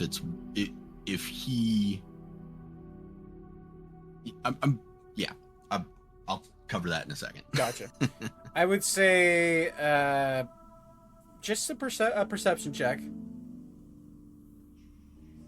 22? Yeah, I would say you'd probably have the gauge that he runs... Austin, how fast does he run? 40? Right? Pretty sure. Because he runs 30. Feline agility is... Right, feline agility, yep. It's 40 then. Yep. You would gauge that he's running at about 40 feet per turn. So... Granted, I used a full turn, so yeah. 200. He's fucking booking it. Okay, so he is currently booking it, but his normal walking speed is 40, you said? Yeah. Okay. Then this would still be faster. So I'm going to go ahead and wild shape into a warhorse. Oh shit, okay. And book it down that hallway as quick as I can until I catch up with Beep or Arval, because it'll take me... I won't be able to do it this turn, but I will next turn because I'll use the full turn thing to move. Okay. 300 feet a turn. Sounds good. Okay, so you start running down that hallway. The Balor, it's a chicken. It can move 15 feet. And it's real angry at the person who cast probably morph on it. But yeah, it's its turn. Malleus is going to run to keep up with Zane. And are you gonna keep running, Zane? Yep. Okay. By the way, my movement speed, because of my stuff, is probably higher than his, so he's having trouble keeping up. 45 feet a turn, baby. At base. Oh, that's cute. But his is 60. Anyways. Jesus Christ, alright. You don't know what you just because he does some artificer shit doesn't mean he's just an artificer. It's true. Trask's turn. See if it's not blind anymore. It's still blind. It's its turn. Ladies and gentlemen, this is how you beat a Trask. Throw it into force gauge. Jesus. All right, Leon will at this point will start to slow down and come to a chamber. But he will use the rest of his turn to make it there and stop. Ori, what do you want to do? Still holding an action, or do you want to try to march forward? You could, in theory, walk a step up onto these shrubs. It would only be difficult terrain, not double difficult terrain. If you wanted to do that. Oh, my roll 20's acting up again. Oh, okay. Oh, there it goes. So if you wanted to, if you wanted to go slightly faster, you could choose to be in the plant growth or in the plants that aren't thorny and magically produced, which would give you difficult terrain. So it's just half your movement speed instead of a quarter. I'm actually going to. I'm gonna back up. Okay. Yeah. Yeah.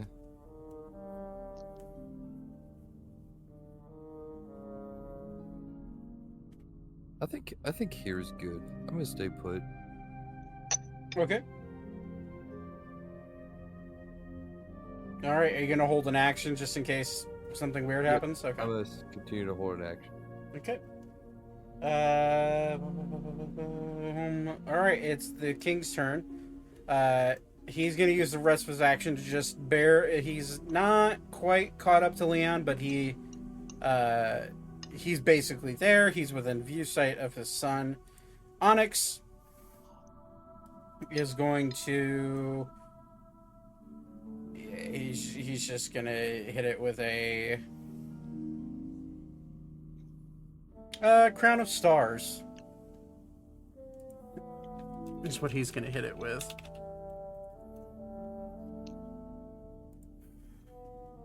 So, Ori, for your sake, you'll see multiple shining lights form above the head of this Tarask. And one fell swoop. How many is it? I hear clanking of a plate, by the way. That's me. Okay. The target takes. I just want to see how many times I have to roll because I can't remember if this is a multiple attack. 7. Gotcha. Okay, so he'll cast it. It lasts for an hour. And you can use an action and a bonus action to send a mote down. So he'll go ahead and use a bonus action to send one down. And you'll see basically what looks to be a falling beam of light hit into the Tarask. Let's say 27 to hit, so it just barely hits. Takes 4d12 radiant damage.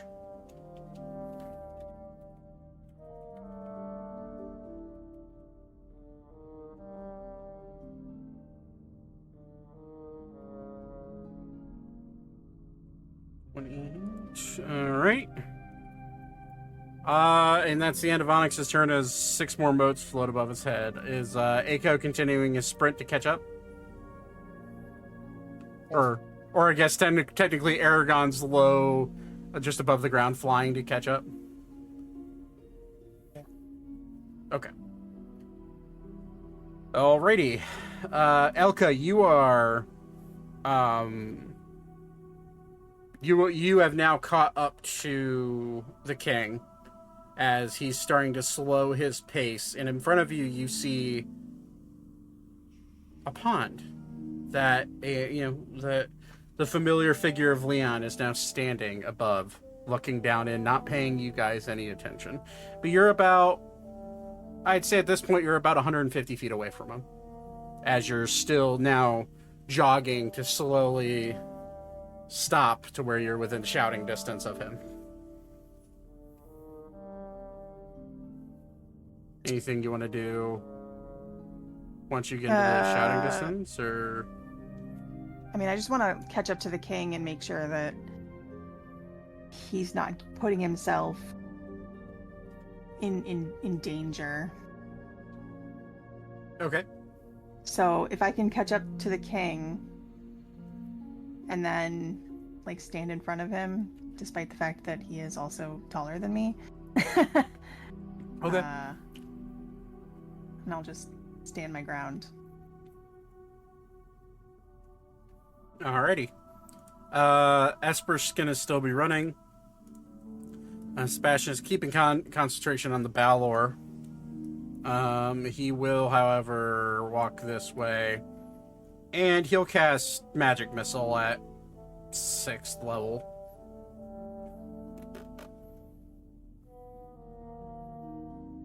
So it's 3, 4.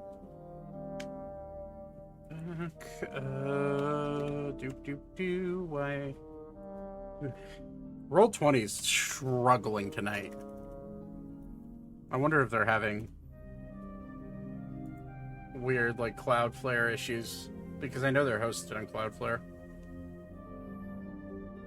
I mean, I haven't seen anything, but It's I'm also been not DMing at the moment, so. Yeah, it's been really slow. Okay.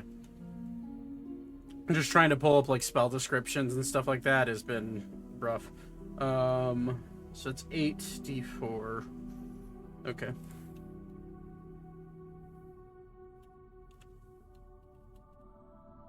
Eight d4 plus 8.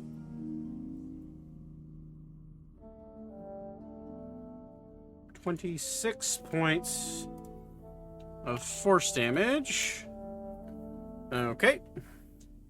Thaddeus, you, with your speed, you are now running close enough to where you can where you can see the king's golden wings glowing in the darkness, and you do see bioluminescence starting to light up this long chamber, about 80 to 100 feet or so in front of them. You are, with your sprint, you just barely get within about 10 feet of both Elka and the king at the end of your turn. And you do see Leon standing there, not paying attention to any of you. I'm just gonna say, is everybody okay? And do we know what he's doing? I'm gonna like jump a little because I didn't see you coming. Sorry. The king will look over. I think we're fine Thaddeus. for now.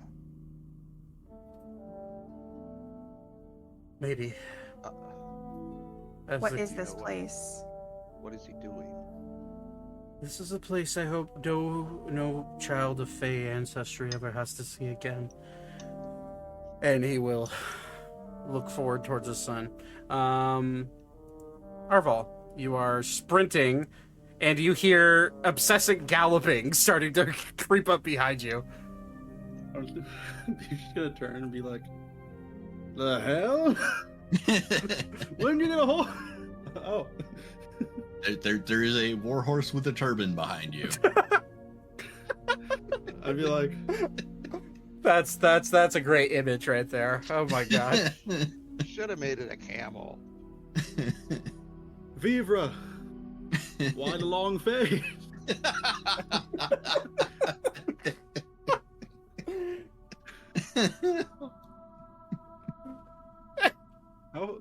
How far are we now?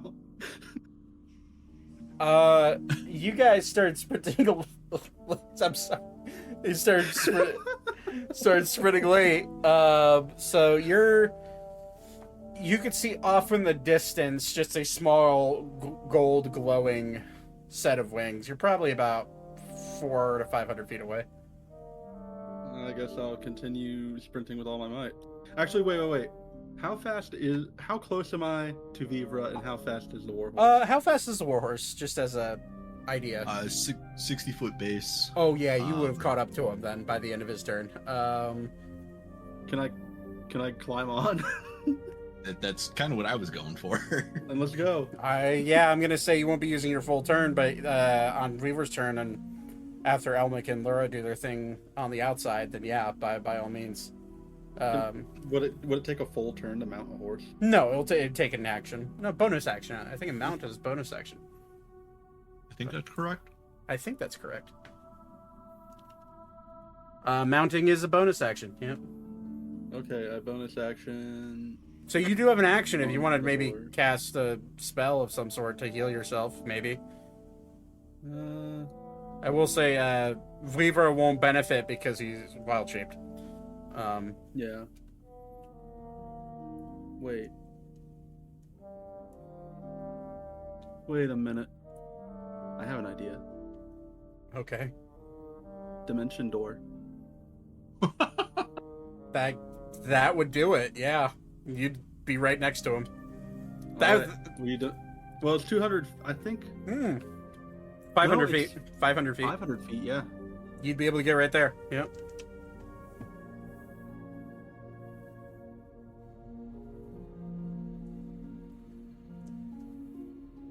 If you want, we can make it so Weaver's doing his turn at the same time. We'll just skip over it when we get there, if that's easier for you guys in your brains. Yeah. You're relatively close in initiative, anyways. If only if I had a brain.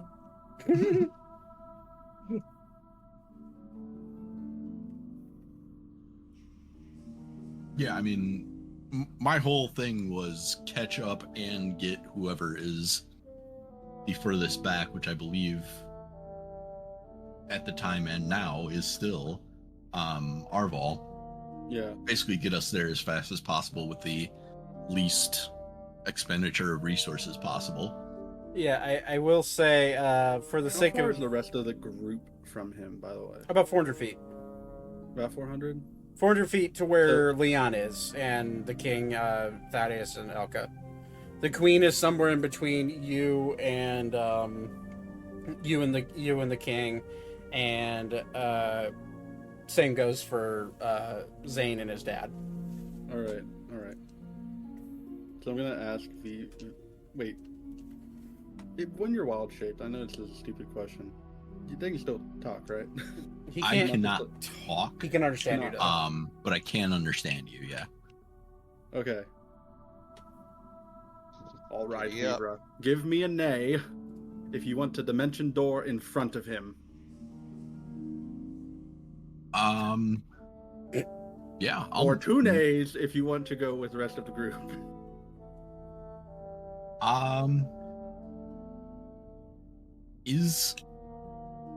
Can we tell, like, I'm not sure that I'm picturing the scene correctly. Is Leon stopped or is Leon still running? Is there more hallway ahead of... He's stopped at what looks to be a pond. Although from where you guys are at, you cannot see him. To be completely clear. All you see is that the king's wings have stopped. They're no longer moving like one would when they're running. Okay, then I will neigh twice and Alright, shake my head. Alright, then we will go with the group. And dimension door right in. Okay. I think at this point, I will go ahead and say... Let's see here.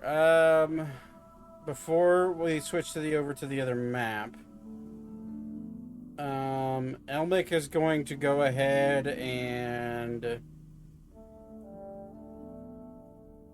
I'm just going to say there, Elmic's going to do a running jump, bunny hop. Boing. Lands right here. Bunny hop again. Boing. And he's going to attack. That's a crit.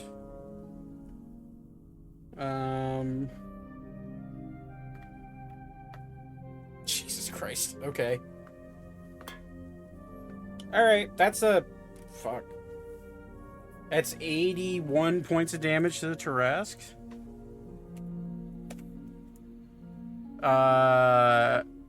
Action surge, because he can do that again. Yeah, that's real good.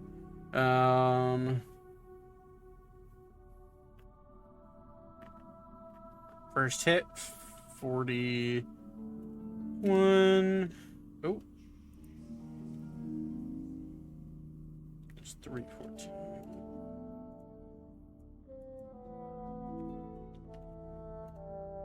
Yep. Extra attack. And that's a hit.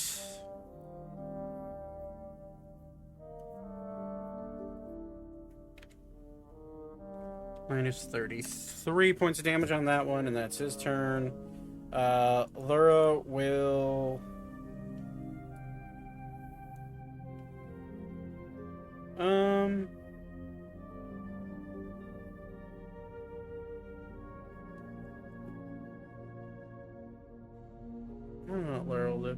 I think Luro is going to cast.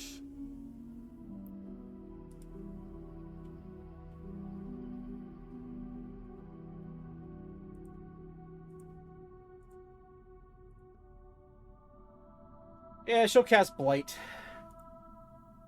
Let's say it's 7th level. She'll have 7th level spell. That is a con save.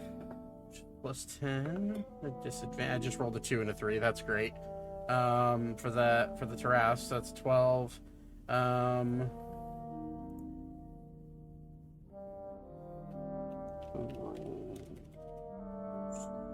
roll. 1d8. Okay.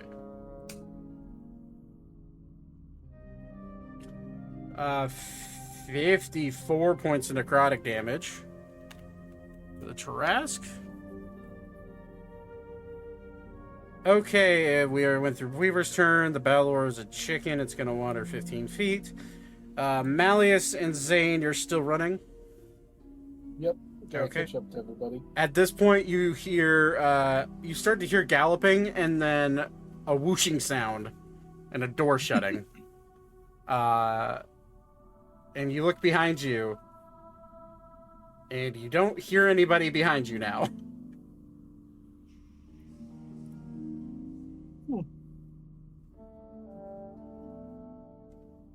Okay, so at this point, you are starting to get into close enough for it. You're about 200 feet off now. You could hear pitter-pattering running in front of you. You would assume it's probably the queen. Tarask's turn. It has no turn. Roll for no more blinding. That's a fucking natural 1. This poor thing. Okay, it's now Leon's turn. Switching maps.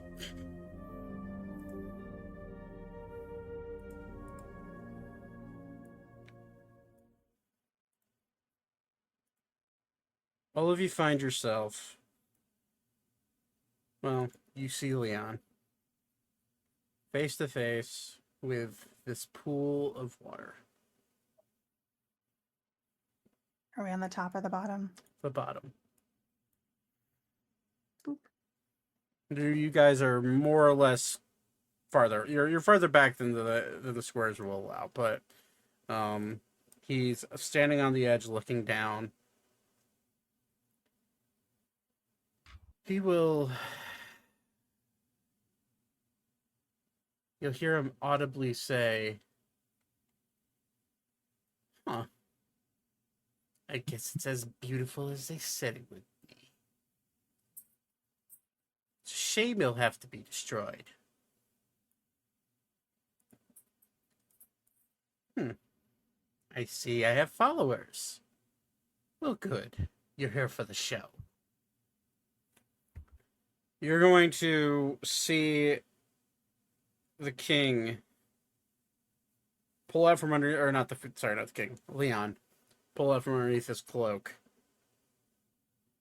what looks to be a small hellhound puppy.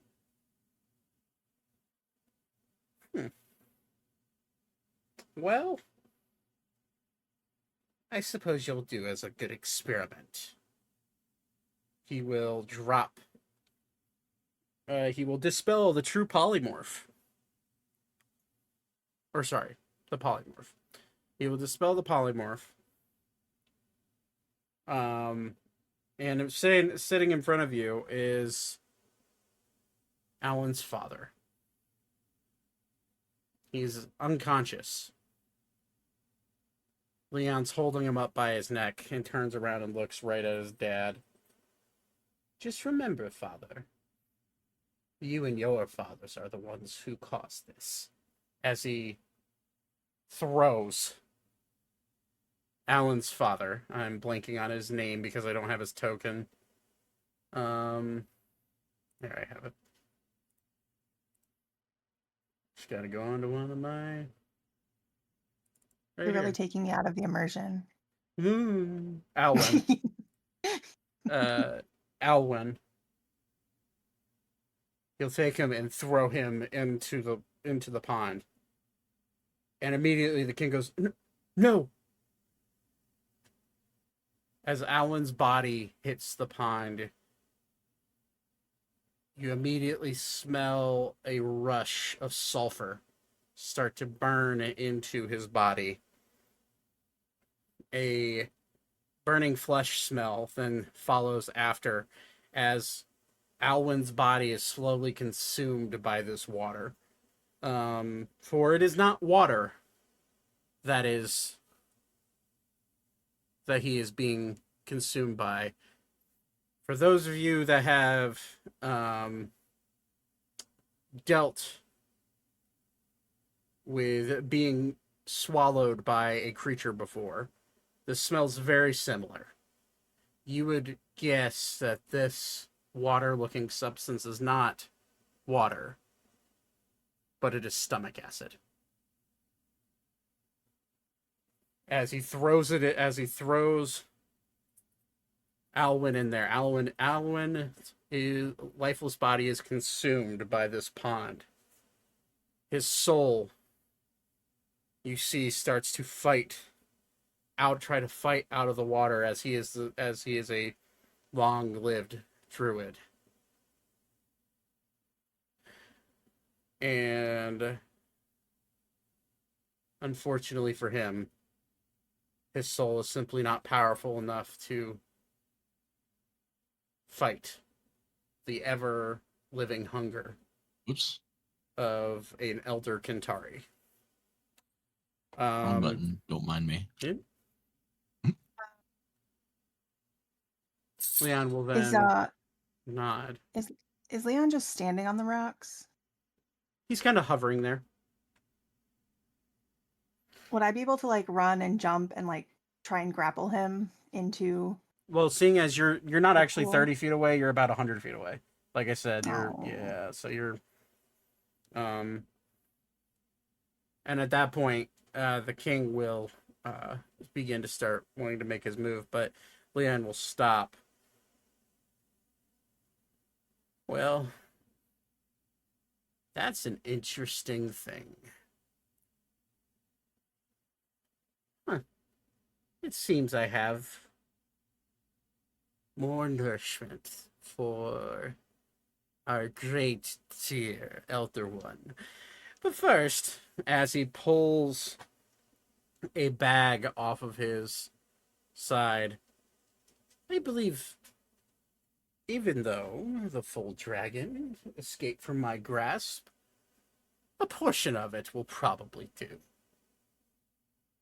As he turns over a bag of holding, and out falls, ironically, a goldfish. The goldfish Seen then this one before. warps and folds and pops open as a smaller blue dragon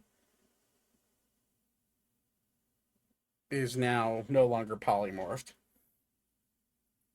And standing in front of you is a fraction of Uldragos, the Blue Nightmare.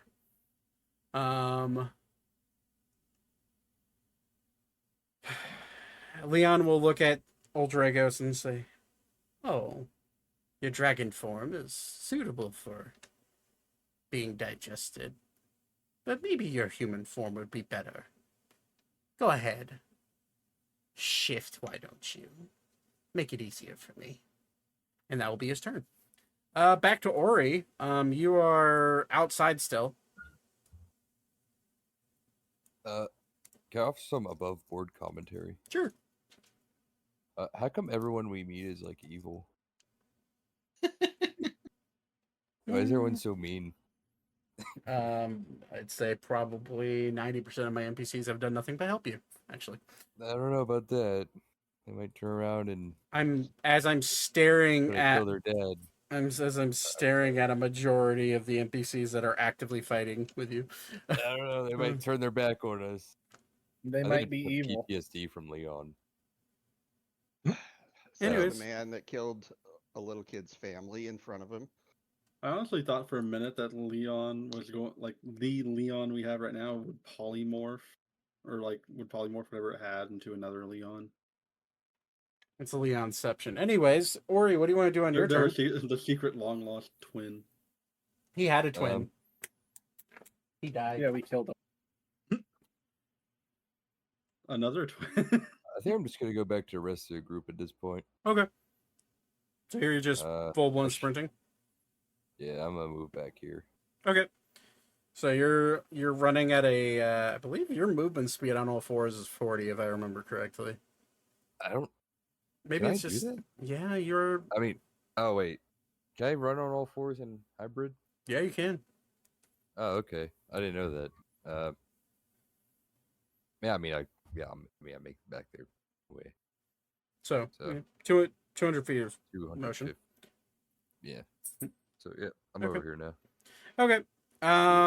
Back to the king. And I'm gonna say, at this point, the king will look at Leon and say, "What have you become?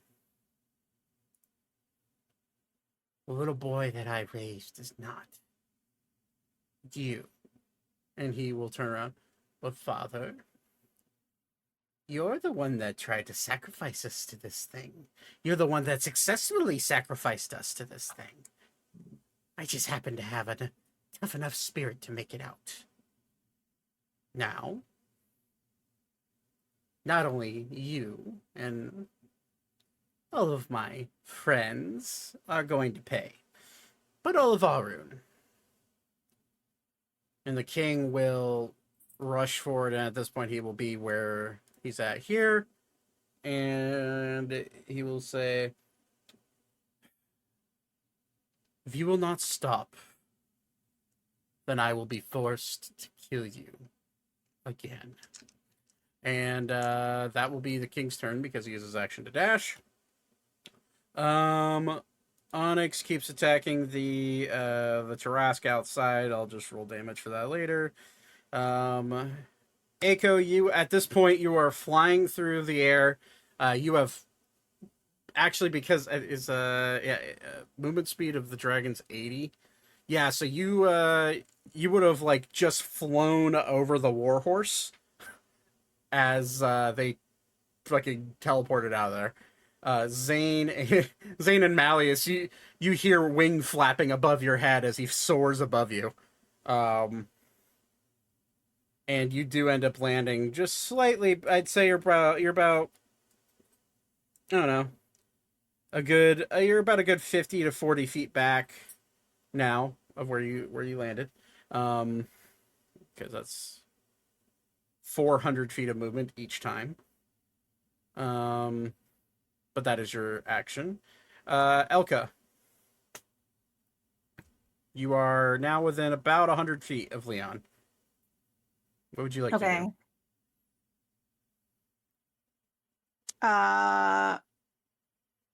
Is dash dash is a full action, right? Yes. Okay.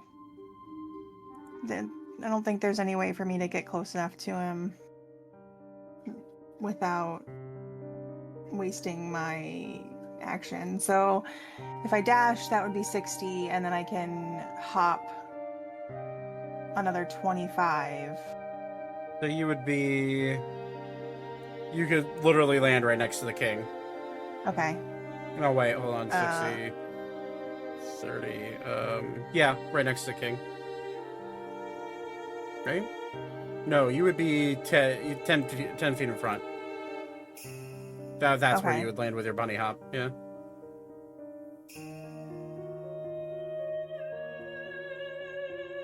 Actually, I am going to use my action surge. Okay. And I'm going to try and run and jump and tackle and grab Leon and like go into the pool. Okay. You're going to try to force him into the pool with yourself? Yeah. Okay. This is going to be effectively a grapple. So I'm gonna need you to make an athletics check, and Leon will have to make either an acrobatics or athletics check.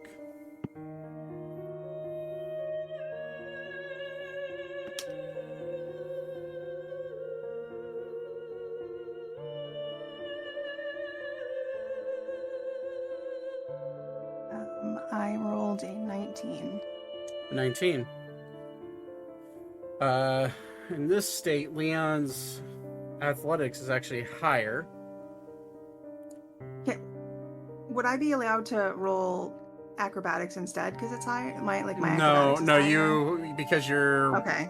You're trying to push it's an athletics. If you were Okay. Yeah. His currently his athletics is +4. I rolled a 16 on the dice. So that's a dirty 20. As you go to tackle him, you just kind of hit him as he braces himself, and he just looks down at you. You ignorant child. So I'm just kind of grabbing him. Yeah, you kind of grab him, and then you just kind of slide down to the ground. You're not prone, you're kind of like on your knee. So you just kind of fall down at his feet. Yeah, unfortunately. The dice tell the story. Okay. Bunny hop up into his ball sack. You are close to that now. All right. Can I rabbit hop and just try and headbutt him? I will say for effect, sure, but it won't do any damage. That's fine. Sure. Go roll. What would you like? Roll a d20 for me and add your Just a d20. Add your acrobatics modifier. Oh, okay. Or not your acrobatics. We'll say acrobatics is fine. Why not? All right. That would be a lab grown 20. Okay. His AC is it's here. It's actually an 18. So you do headbutt him, and he kind of like looks at. As you go to headbutt him, his eyes are just staring daggers at you as you do it, and just looks you dead in your eyes as you jump down and land on your feet right next to him. What are you, a fucking eunuch? Doing no damage to him. He's wearing a cup. This is not allowed.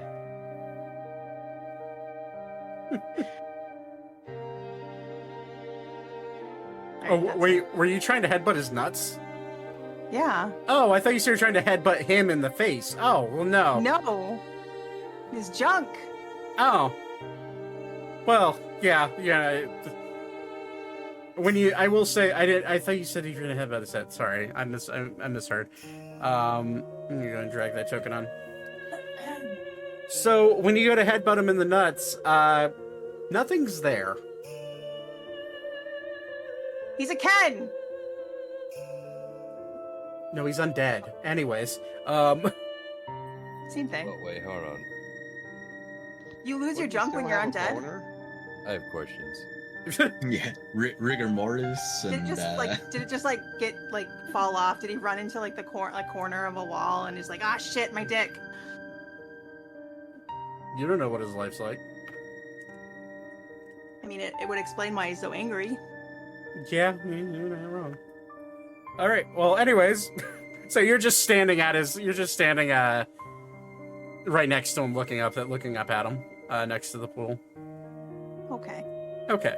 Esper's turn. She will catch up and run and stop right here, and she'll kind of trying to catch her breath, and will stare forward at you facing down, Leon. And she can't get any words out because she is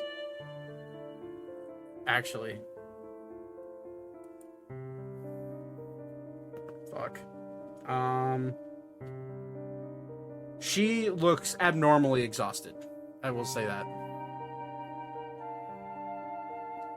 But she doesn't look very good. Sebastian's turn we'll skip over.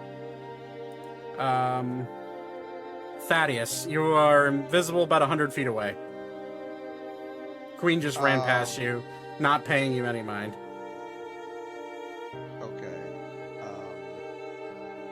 I'm going to advance forward my full distance that I can advance forward, and then I'm going to try to shoot him with my bow. Okay. Let's see here. Where is it? And this is my magic bow.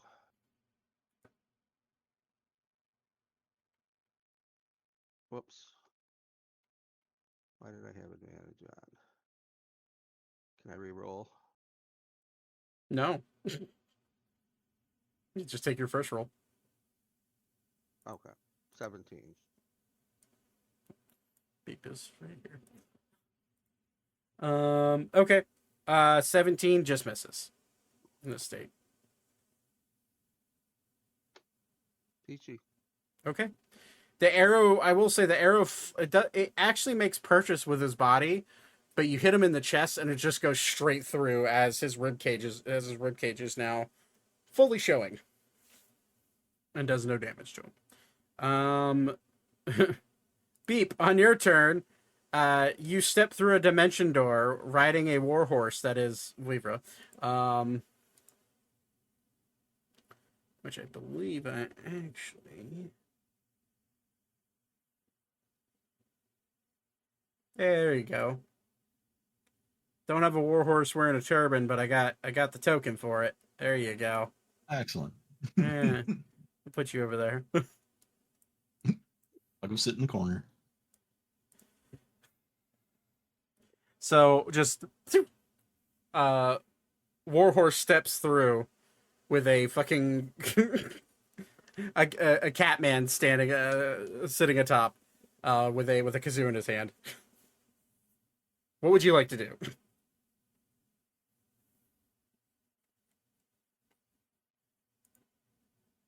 Austin. Let me take.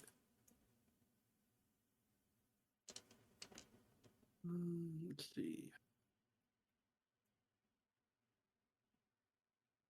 This is probably not going to work, but it worked the first time against the creature. Maybe it'll work again. I'll do Psychic Lance at yeah, I'll do it at 3rd level. Okay. What's it's intelligence save? Yep. Okay. His intelligence save is this one plus 16. So he what's spell save DC?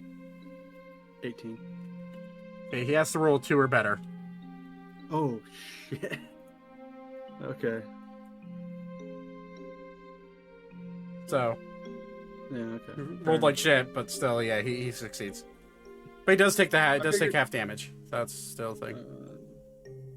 Roll 8, 11. 11 points of damage. Okay. And then I'll do a... Who's next up on the turn order? Because the turn order isn't loading for me.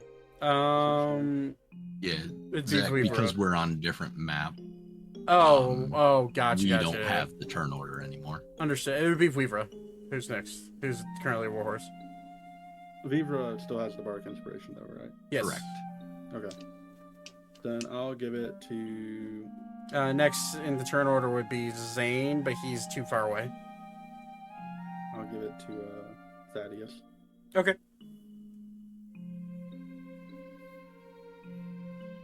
Thank you. And I'll just keep my happy ass next to my warhorse. Okay. Weavra, you are a warhorse. What would you like to do? That is a darn good question. How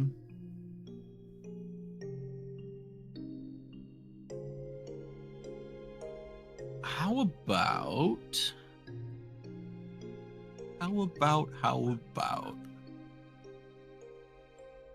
are we 20 feet away?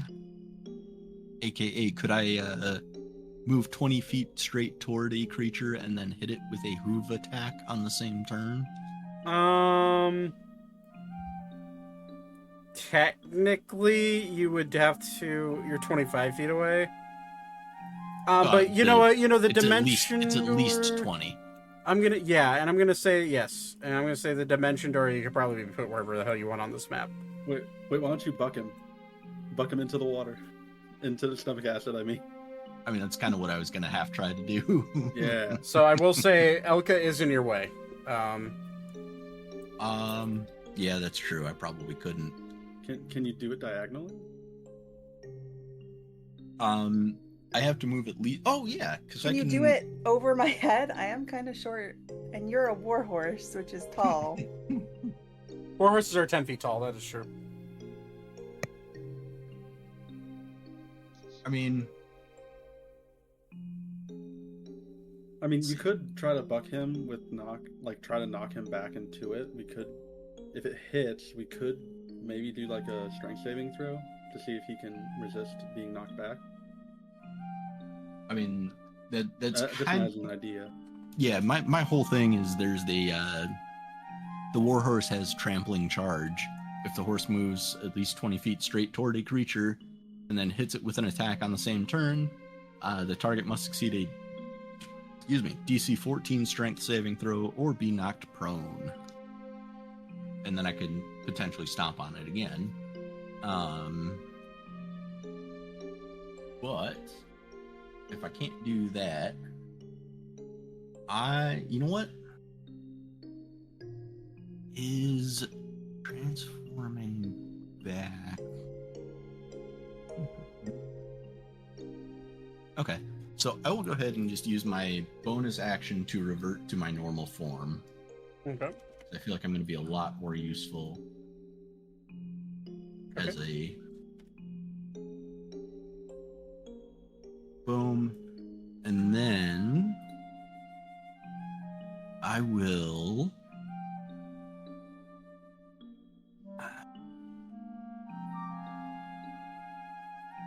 there's nothing to be seen of Alan's father, correct? Yes, yeah. You popped up in the dimension door as his body was being tossed in, and you're kind of looking over there, and he hasn't surfaced. That's for sure. Okay. Then that rules out those next two thoughts. Then. Oh, that might be fun.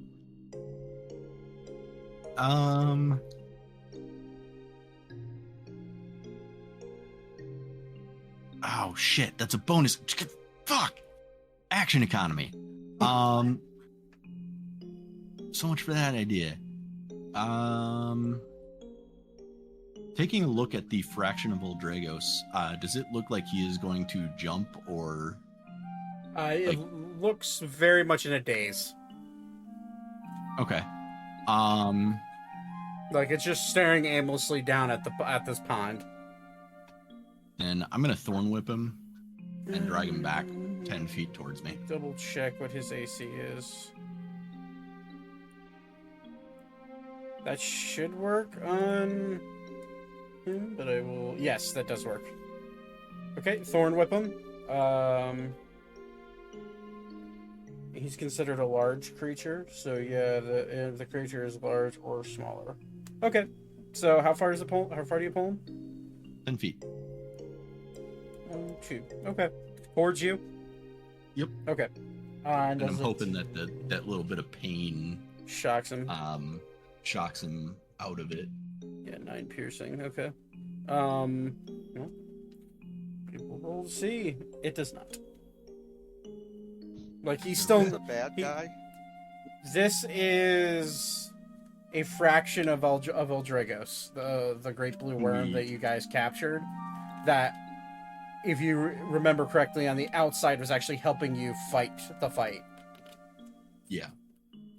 His full body. I could attack of opportunity when he goes by to poke him. He hasn't. Not on forced movement. Not on forced movement. Even if it did leave, yeah. Yeah. Now, if he breaks the thorn whip and starts wandering away, then yeah. Well, actually, no, thorn whip doesn't persist. Yeah, it doesn't persist. No. Yeah. Okay. Anything else on your turn? Yeah, that'll do it. Okay.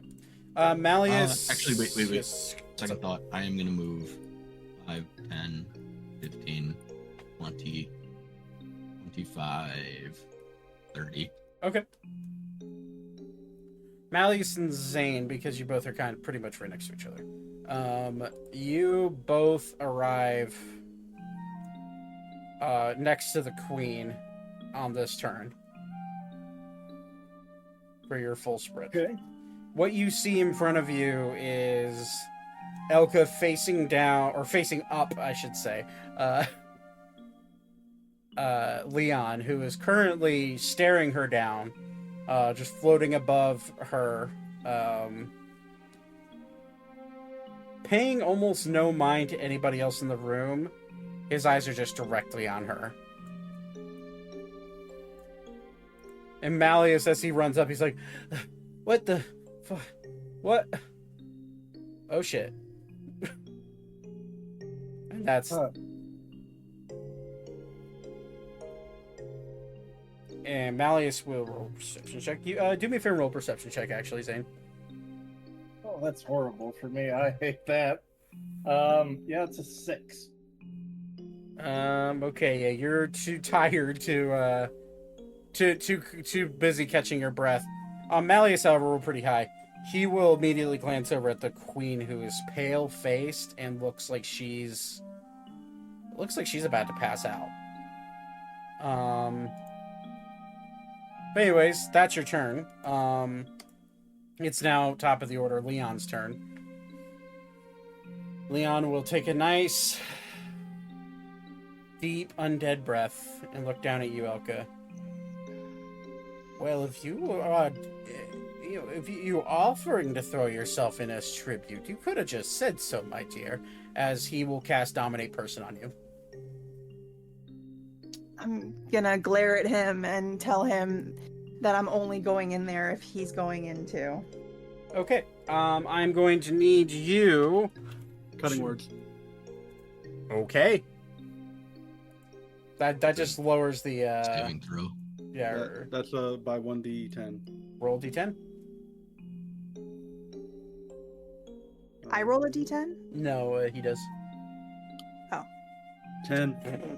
Whoa. Okay, so does that cut the DC? Is that what... Yes. Okay. So I need you to roll a Wisdom saving throw. The DC is 13. Well, I rolled a 14, and then I have a 2 Wisdom. Fucking clutch cutting words. Jesus Christ. Oh my God. Ooh. I'm not a smart or wise person. From a distance, he hears, "Hey, fuckface." Anyways, fuck. Okay.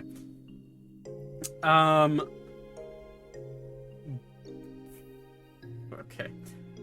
So anyways, that Dominate Person, he'll go ahead and quicken that spell. So that way he's using his bonus action to cast it, and then he will look at you again. Say, tricky girl with tricky friends. And he's going to attempt to grapple you by your neck and lift you up. So roll either an acrobatics or athletics, whichever one's higher.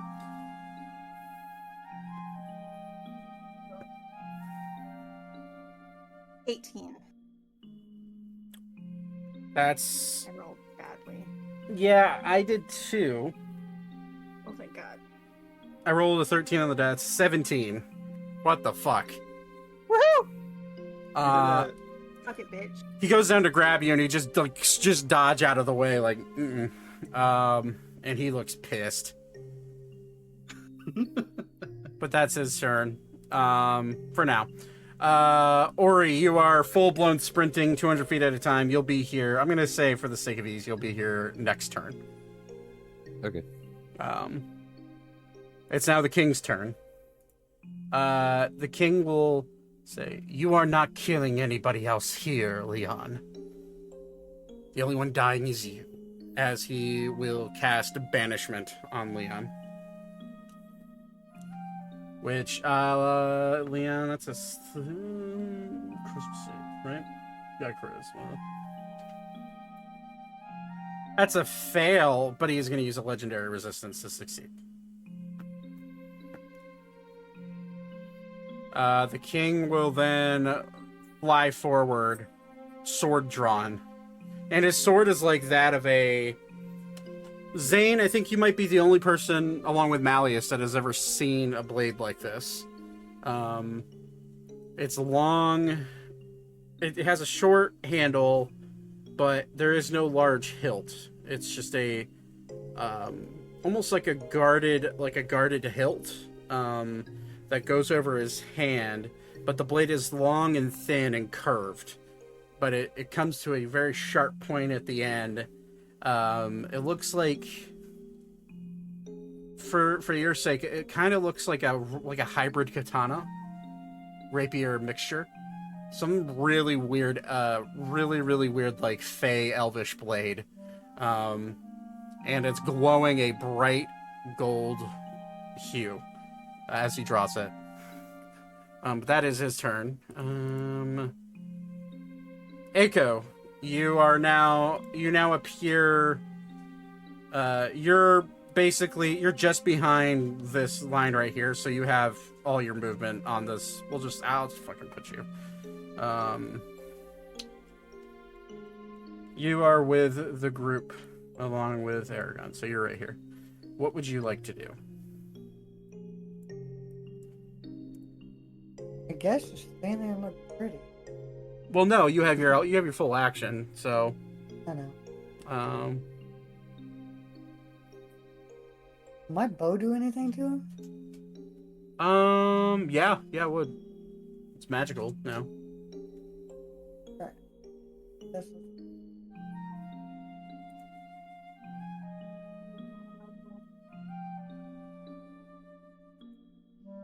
Hey, King.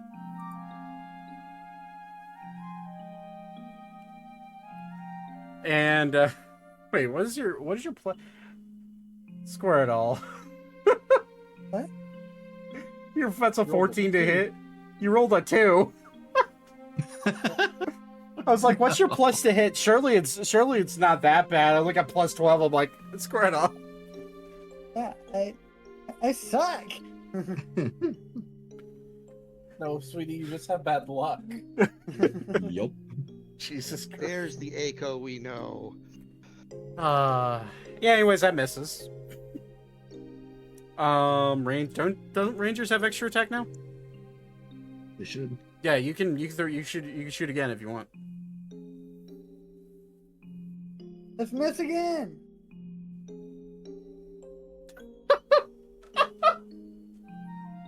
That was not much better. Oh my God. That's a 2 and a 4. What the hell?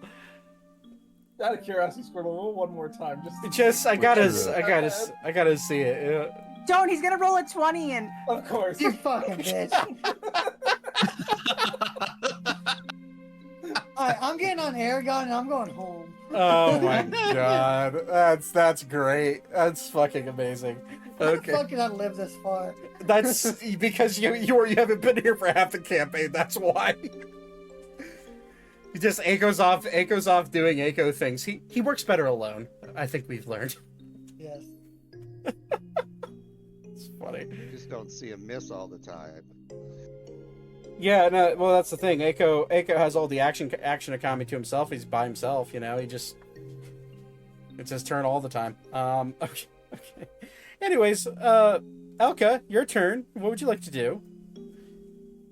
Unless you want to move. Do you want to move any, Eiko? No.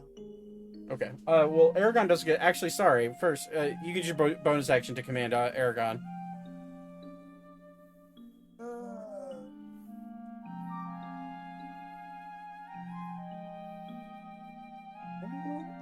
Fly up and do a tail wipe on him.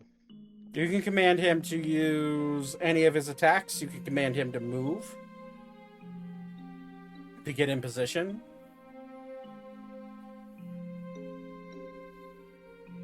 Am I within 60 feet of him? Yeah, yes, for sure. I think you're 30 feet. Yeah, 30 feet. Alright, I'm gonna do lightning breath. Okay, I will remind you that you do have Thaddeus, a blue dragon that you can tell is friendly to you, the king, Elka, all in his breath range. Also, Beep. Hello. So, wait, actually, no, Aragon has his own. He moves on on your turn. Actually, that's right. I changed to Ranger bullshit because Ranger bullshit is Ranger bullshit. Yeah, it's stupid. Beastmaster is such a useless fucking. Oh, why is he like that? So, yeah, Okay. he can move, and then that's where he could move. He has 40 feet of movement, so he could be in the air, which he is still technically in the air, with you on his back. If you want, you can float above the pond and hit him. And yeah, let's do that. I will say, reminder: pond is deadly, very deadly. But you were flying above it, so I'll allow that. Which is that's as far as you can go there there. are clearly fish in it. Yeah. Figure out why there's fish in it. Can I do a nature check? Figure out why there's fish in it. Sure. Roll while Squirtle's doing this. So if you wanted to use if you want to use your breath, the problem with breath attacks is that they're a cone, right? So are they cones? Or are they straight lines Not now? necessarily. 60 foot line that is up to 60 foot line, about 5 feet wide. Okay, so that would hit. Hold on, you were right here, right? He was right here. Let me do the measuring. Oh no, you have plenty of movement. Yeah, you can make it work. If you go right here and shoot it, you would just hit him in this straight line, and you wouldn't hit anybody. Yeah. Okay, it's dex save. DC 16 dex save. That's a failure, actually. So he takes 10d10 lightning damage. Half because of resistance, but It says 55, taking 55. yeah, it's it's 10d10 is the actual roll. 55 is the average. Okay, so I need to roll 10d10. So do /roll space 10d10.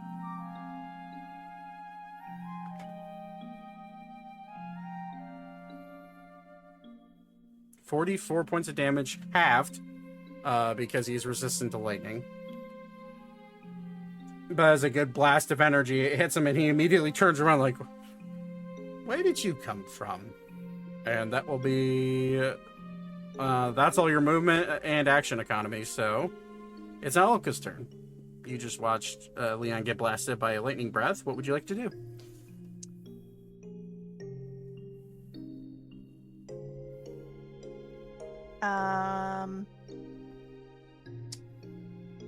I would like to dragon breath on him. Okay. What's the distance on that? Well, actually, it doesn't matter. It's a 15-foot cone. Okay, it's fine. Aragon's in the air, so you're good. It'd be a dexterity. Say again? No, I was going to tell Zach, don't forget about nature check. I know. 14, 17. You'd have to really do some studying as to why they exist there, along with the flora and fauna. Darn. Sorry. If you rolled a nat 20, I'd give it to you. You're also mid-combat, so. That's fair. So, I don't want to know why they're there. If you survive this combat, you can figure it out. Is the answer that DM Zach forgot that fish shouldn't be in stomach acid? No, actually not. There's a legitimate reason for They're it. probably magic. They're not actually fish. Are there like shadows of bodies below? 'Cause I see some bodies in those on those squares. I'd say you'd have to get closer to really look. But it's not your turn. What does Elko want to do? For the bodies. Anyway. Look at the bodies. I'm gonna do the dragon's breath with fire damage. Okay. So it's a dex saving throw. Ooh, that's for you. Fuck it off. That's an 8. Cool. I need to roll 3d6. Okay, I can't find my... I'm not digging through that. We're just going to do it here.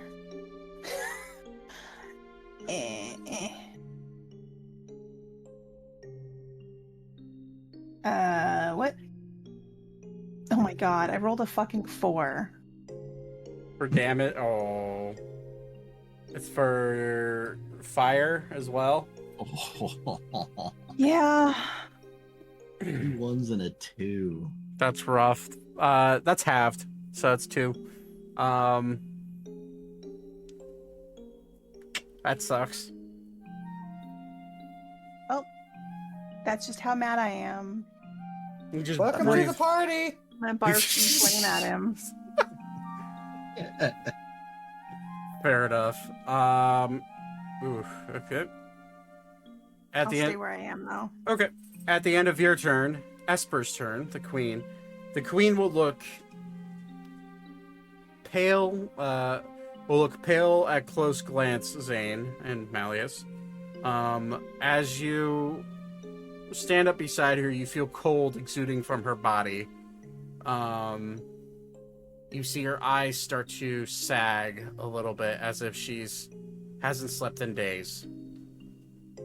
She is breathing heavily, and she kind of looks at both of you and says, I'm fine. Just need to catch. As she says catch, her body collapses. She has 5 points of exhaustion. For above board. She collapses to the ground. Unconscious. Not dead, but unconscious. And she effectively just falls straight into your arms, Zane. I will catch her. As she hits your arms and your armor, she'll kind of come to again. I'm awake.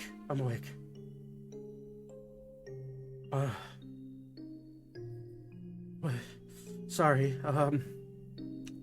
Thanks for catching me. I'm fine. And she'll kind of like use your chest plate to like push herself up, but try to be on her feet, and she kind of falls down to her knees.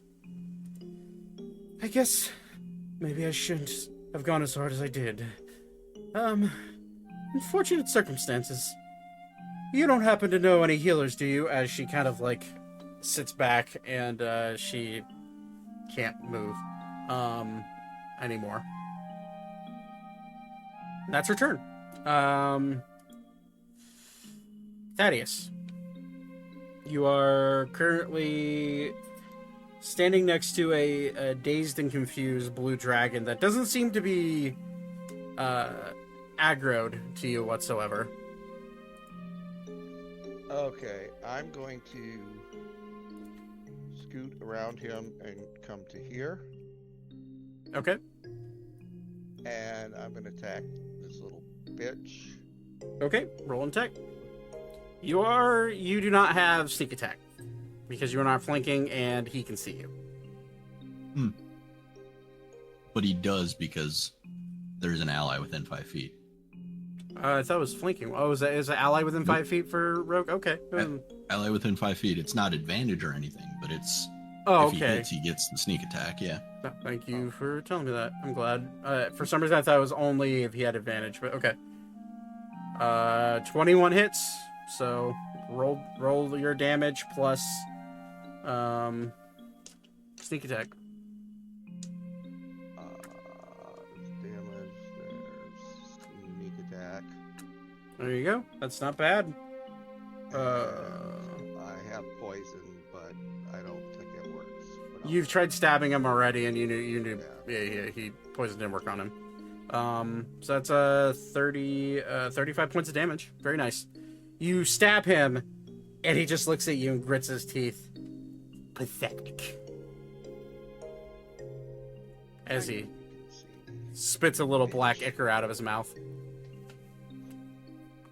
Okay. Arval, Unless, well, you actually you don't have a bonus action to use. Okay. Arval. Right.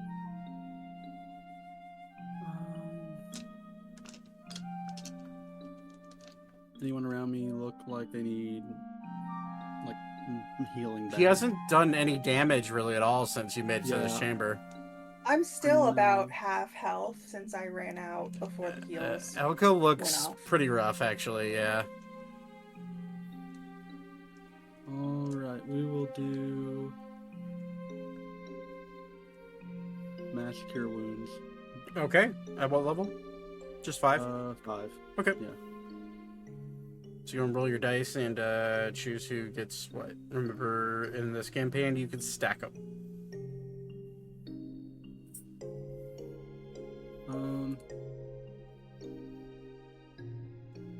Well, I'll give at least one to Elka.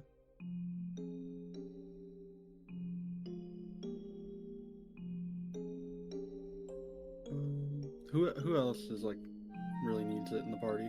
HP wise, like looking bloodied or anything, honestly, no one. Weaver looks a little hurt. Alka still looks pretty bad off, even after you heal her a little bit. Malleus is looking a little injured. But everybody else, the king is also looking really injured, actually. Alright, let's do 2 for the king. Okay. 2 for Elka. And who in our party was hurt? Weaver's slightly injured. I'm a little dinged up, but... Yeah. Yeah, we'll do 14 will certainly help. What was that, Nate? We can do 2 for Weaver then. Okay. Okay. 2 for Weaver, 2 for Alka, and 2 for the king, so 28 each. Okay. Maybe you could heal Keiko's fingers so he can shoot better. Wow. That's rude. Okay. Anything else that you want to do on your turn?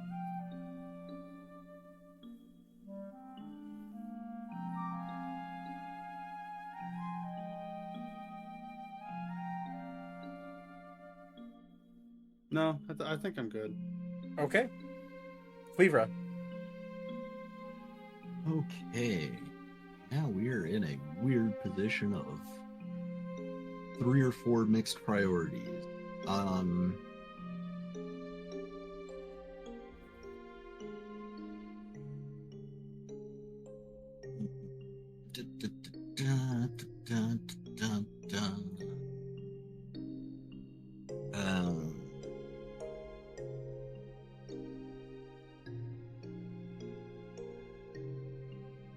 Meeny, miny, moe.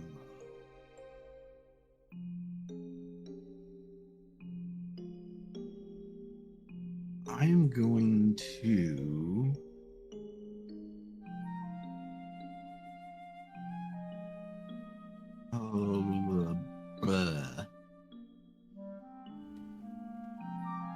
I'm going to not be sure what I'm going to do. Yes. So I saw the queen collapse, but I see that she is not dead. She's in rough shape, but she is not dead. She's having a very hard time moving. Correct. Yeah.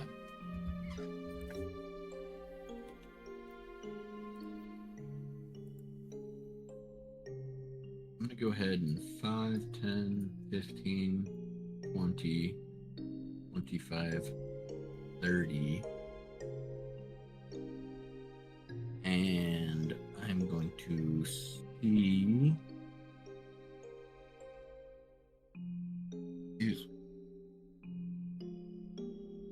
I'm going to flip through my spells just to make sure that I don't have anything that might be better at this than I feel like.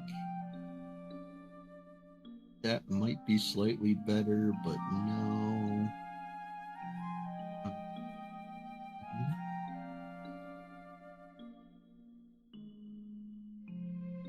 Yeah. Fuck it. We'll go ahead and I'm gonna Thorn Whip Leon and try and pull him into the acid. Okay, what's the save? Nothing. It's an attack roll. Oh shit. Okay. 24 to hit.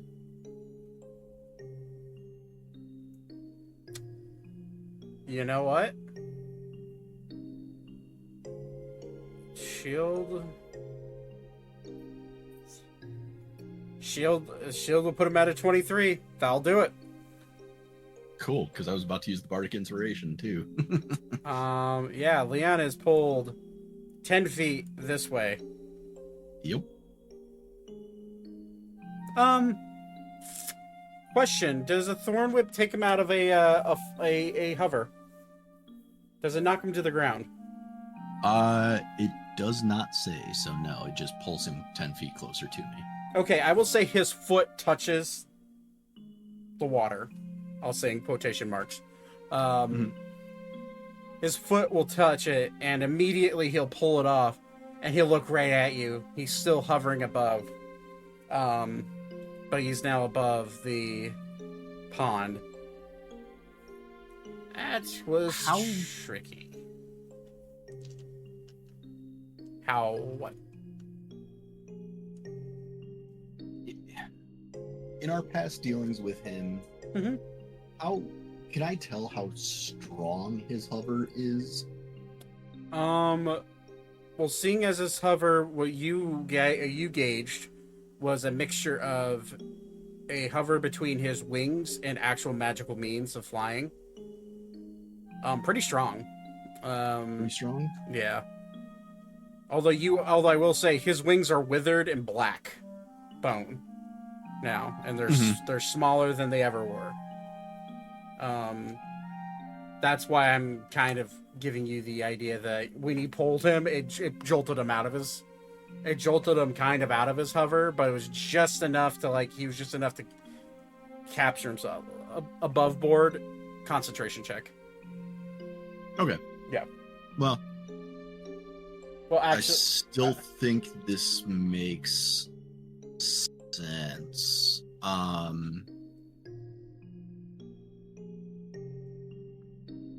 I am going to... Would you allow me as a free action to discard my kind of vesty overcoat? I'd say so, yeah. For using... Okay. Yeah, yeah, that's fine. Okay. Then I will take that off and I will Misty Step right on top of him. Oh, just on top of him? Yep. Shit, okay. Maybe I can get 10 feet up above him so there's some impact to it too. Is it Misty Step is a surrounding? It just says 30, so. Yeah, teleport up to 30 feet to an unoccupied space you can see, so how far away are you? Above him, 25 feet, so yeah, I'll just go right above him. Right above his head, yeah. Yep. When you land on him, your body weight pushes him down where his legs start to touch the ground, but he's still he's still floating, but his your body weight is forcing him down farther into the water as you see his legs start to slowly get wilted by this acid. He immediately looks at you with just the most intense anger, but he can't do anything because it's not his turn. Yep. Okay, is that your turn? Yep. Okay. So I do want to move myself here. Yeah, that's fine. At then the draw something for my. I will say, at the end of your next, or at the beginning of your next turn, I'm going to have you make an acrobatics check to see if you stay on his shoulders. Yep. Okay. Malleus's turn. Malleus will immediately realize what the fuck is going on over there at the pond, and go, "Oh, that ain't good." And then he'll look over at the queen, look at Zane. Shit. And he will reaction to use to pull out an item. So he's going to pull out an item, a pillow. And he's gonna place it he's gonna place it under the queen's head and say, "I know I'm not a shining knight in shining armor, but I'll be right back." And he will look at Zane and nod, and he's just going to full sprint run over here, and kind of looking at what's going on, seeing Aiko hovering about 20 feet above on, about 10 feet above on Aragon, and you just like fucking save a horse, ride a cowboying Leon right now. He'd be like, ooh, well,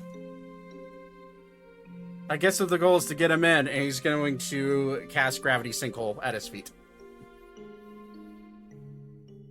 I need Leon to make a dex save at disadvantage because you are, that. Yep. Oof. Yeah, it's a fail.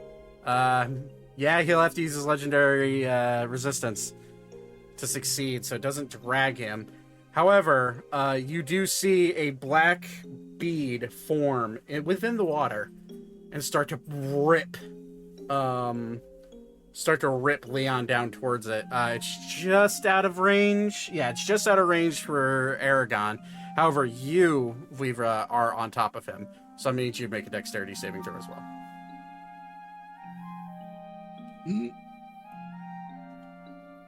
You're good. Oh, shit, you're good. Wait. Your bonus is only 2? Oh. Yep. Oh, I know. I know that I am not being intelligent right now. Malleus is like the Forrest Gump of this world. I may not be a smart man, but I know what I'm doing. And he will cast Gravity Sinkhole, which does do a bunch of damage. Okay, yep. Damn, 51 points of force damage. And there's just a bead of gravity just ripping both you and Leon downwards. And Leon's... Do I take that as well? You succeed. Okay. Oh, wait, so it'd be half for him as well. So, yeah, so you take half of that. It'd be 26. 26. Yep. Unfortunately, not much Malleus can do about that. And when he realizes that fails, shit. Then he will use his bonus action, and you'll see him pull out what looks to be some sort of wand. You've seen him use a wand before, but this is a different one. The wand he used before is golden lace with a blue handle. This one is silver lace with a red handle. And that's what he's using that to prepare. Zane, your turn.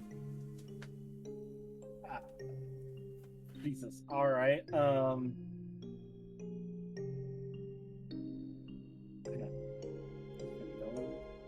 If I have anything like right now.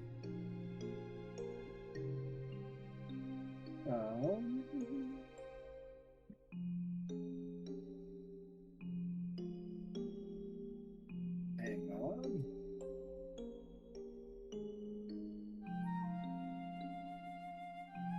That'd be very dangerous. Beautiful. And I don't want to do that because it's going to work. Not for me. Is the soul piece of like old Dragos doing anything?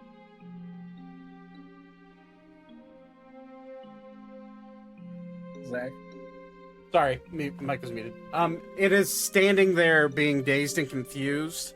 And it's just looking intently at the pond. Okay. So I'm not going to worry about that then. There's really no point in me worrying about it if it's not really doing anything.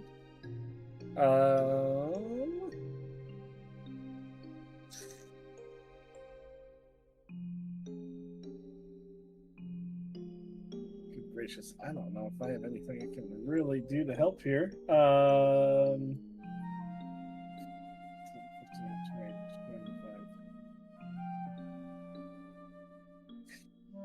How close can I get, like, on this rock without touching the water? Yeah. Perfect. I'm gonna go over here and I'm gonna try to dunk Leon's head under. Okay, that'll be a grapple attempt. I'm gonna say It's gonna go poorly for me, but Worth a try. Yeah, so you use your athletics check, and Leon's gonna have to do either, in this case, athletics with disadvantage because he has a fucking lizard man on his head. Let's hope. I know what I rolled, so. I know what I rolled because I rolled it twice. 18. 18. Roll again. Ooh. +5. Flash of Oh, genius. fuck. You. Artificers. Fuck you. God damn it. Okay, yeah. Leon, you go to dunk him, and he's resistant. Constitution saving throw. Yeah, he's resistant enough to where he's now waist deep now in the water, and you see his flesh starting to boil and melt away. And he is in pain, but he has hate in his eyes. Just gonna sit there in the struggle. Why won't you fucking die? Okay, is that your turn? Yep.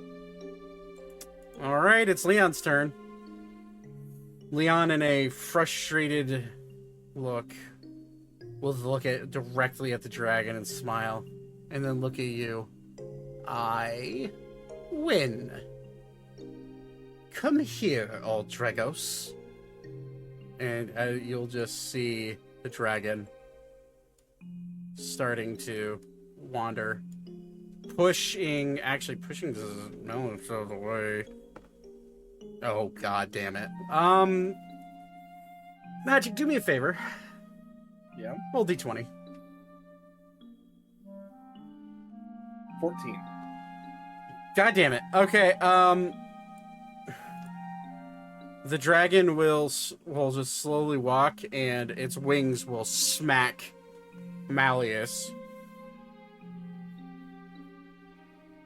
And he will fall prone, and his face will just barely touch the water. And a little acid pit hits his cheek. Whew. Want to kill another character. Anyways,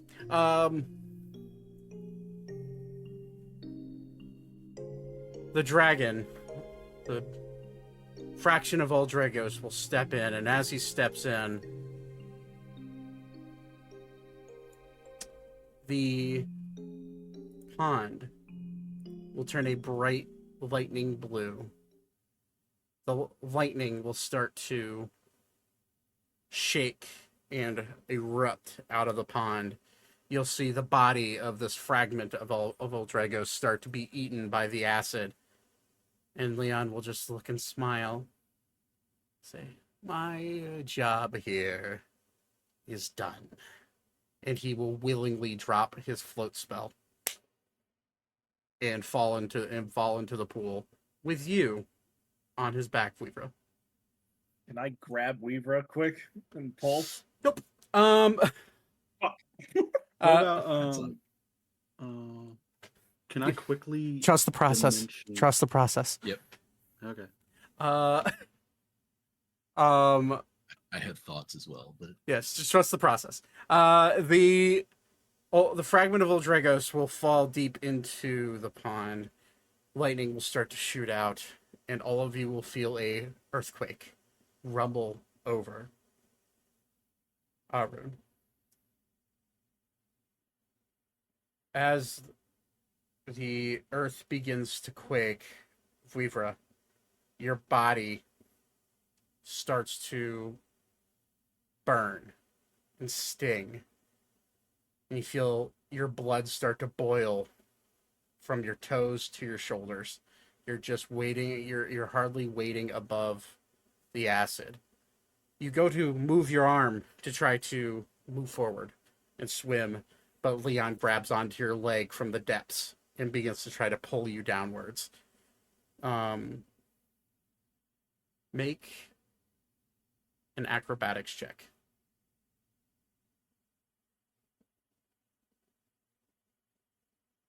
That was the DC. That was the DC.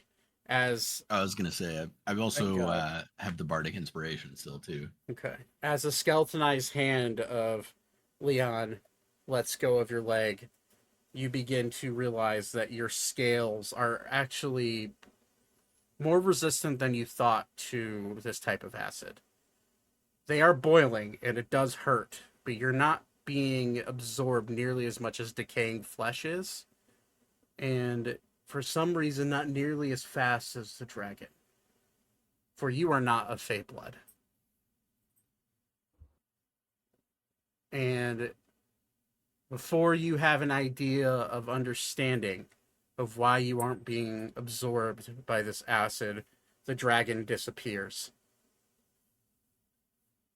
And you feel yourself being lifted out of the pond as everyone else feels their body lifting. Ori, you are running, and you just barely get to the entrance of this chamber as your paws leave your feet, and you feel the sensation as if the world is falling.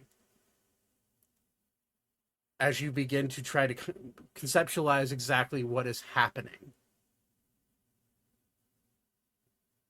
you go to collect yourself in midair, and for Eiko, riding upon the back of a dragon, the ceiling of this chamber comes rushing at you faster than you can blink, and you are smacked out of the air. You take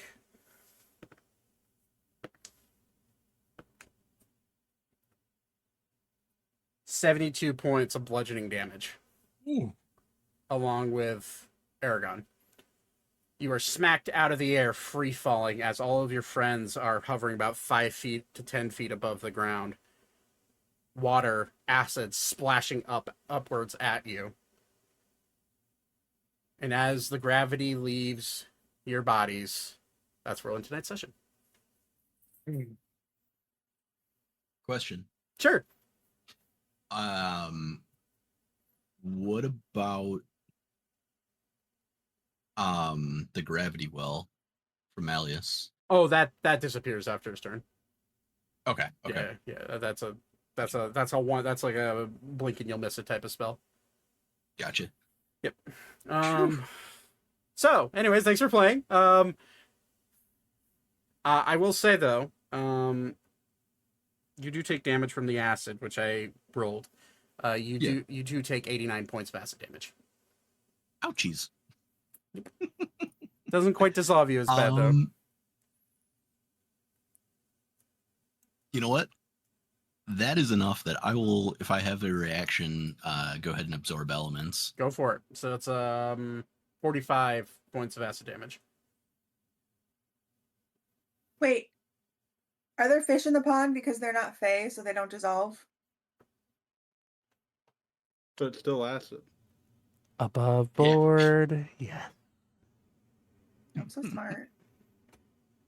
Yes.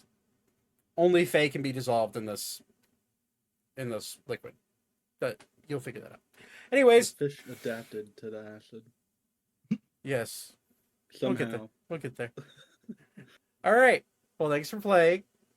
Hopefully I will be back in time next weekend. I'm going to be going down to Virginia on Wednesday, so I'll be gone for probably until Saturday, maybe Sunday morning. So I plan to be playing if you guys are available. I don't think I'll be at Weird Al. Yeah. We're going to Weird Al. That's going to be a good time. Yeah. Okay. Well, then we are taking a 2-week break then because I'm going to be at Austin's house for the 4th of July. So 2-week break, big old cliffhanger. Oh, by the way, Zach, are you coming on the 3rd? Probably. 4th? We'll talk about that once. Yeah. Oh yeah. By the way, y'all, as you're free falling, level up. And I'm free. So free falling. I know we've leveled up a bunch in the last couple of sessions, but it's needed. Can I just say, like, my next move, if I was still on top of Leon and that was still a stalemate, I was going to cast Enlarge on myself. Oh, hell yeah. That would have been... What were we supposed to be? Level 15 now. 15. Okay. Just making sure I'm up to date because you just said multiple levels. So Yeah. I haven't been here in like 4 sessions. Yeah.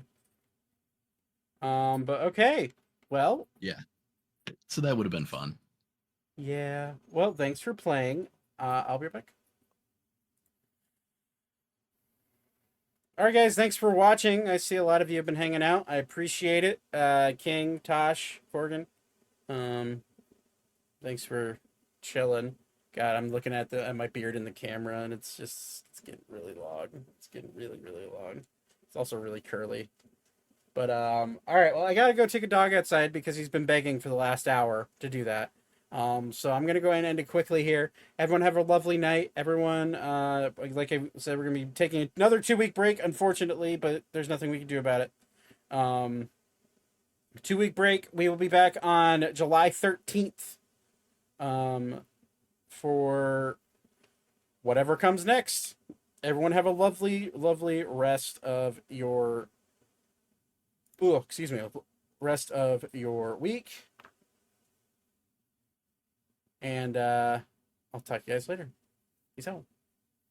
Bye. Oh, you have the Great Racing Stripe down one side though. Fair enough, dude. Yeah. Alrighty. Have a lovely night. Bye.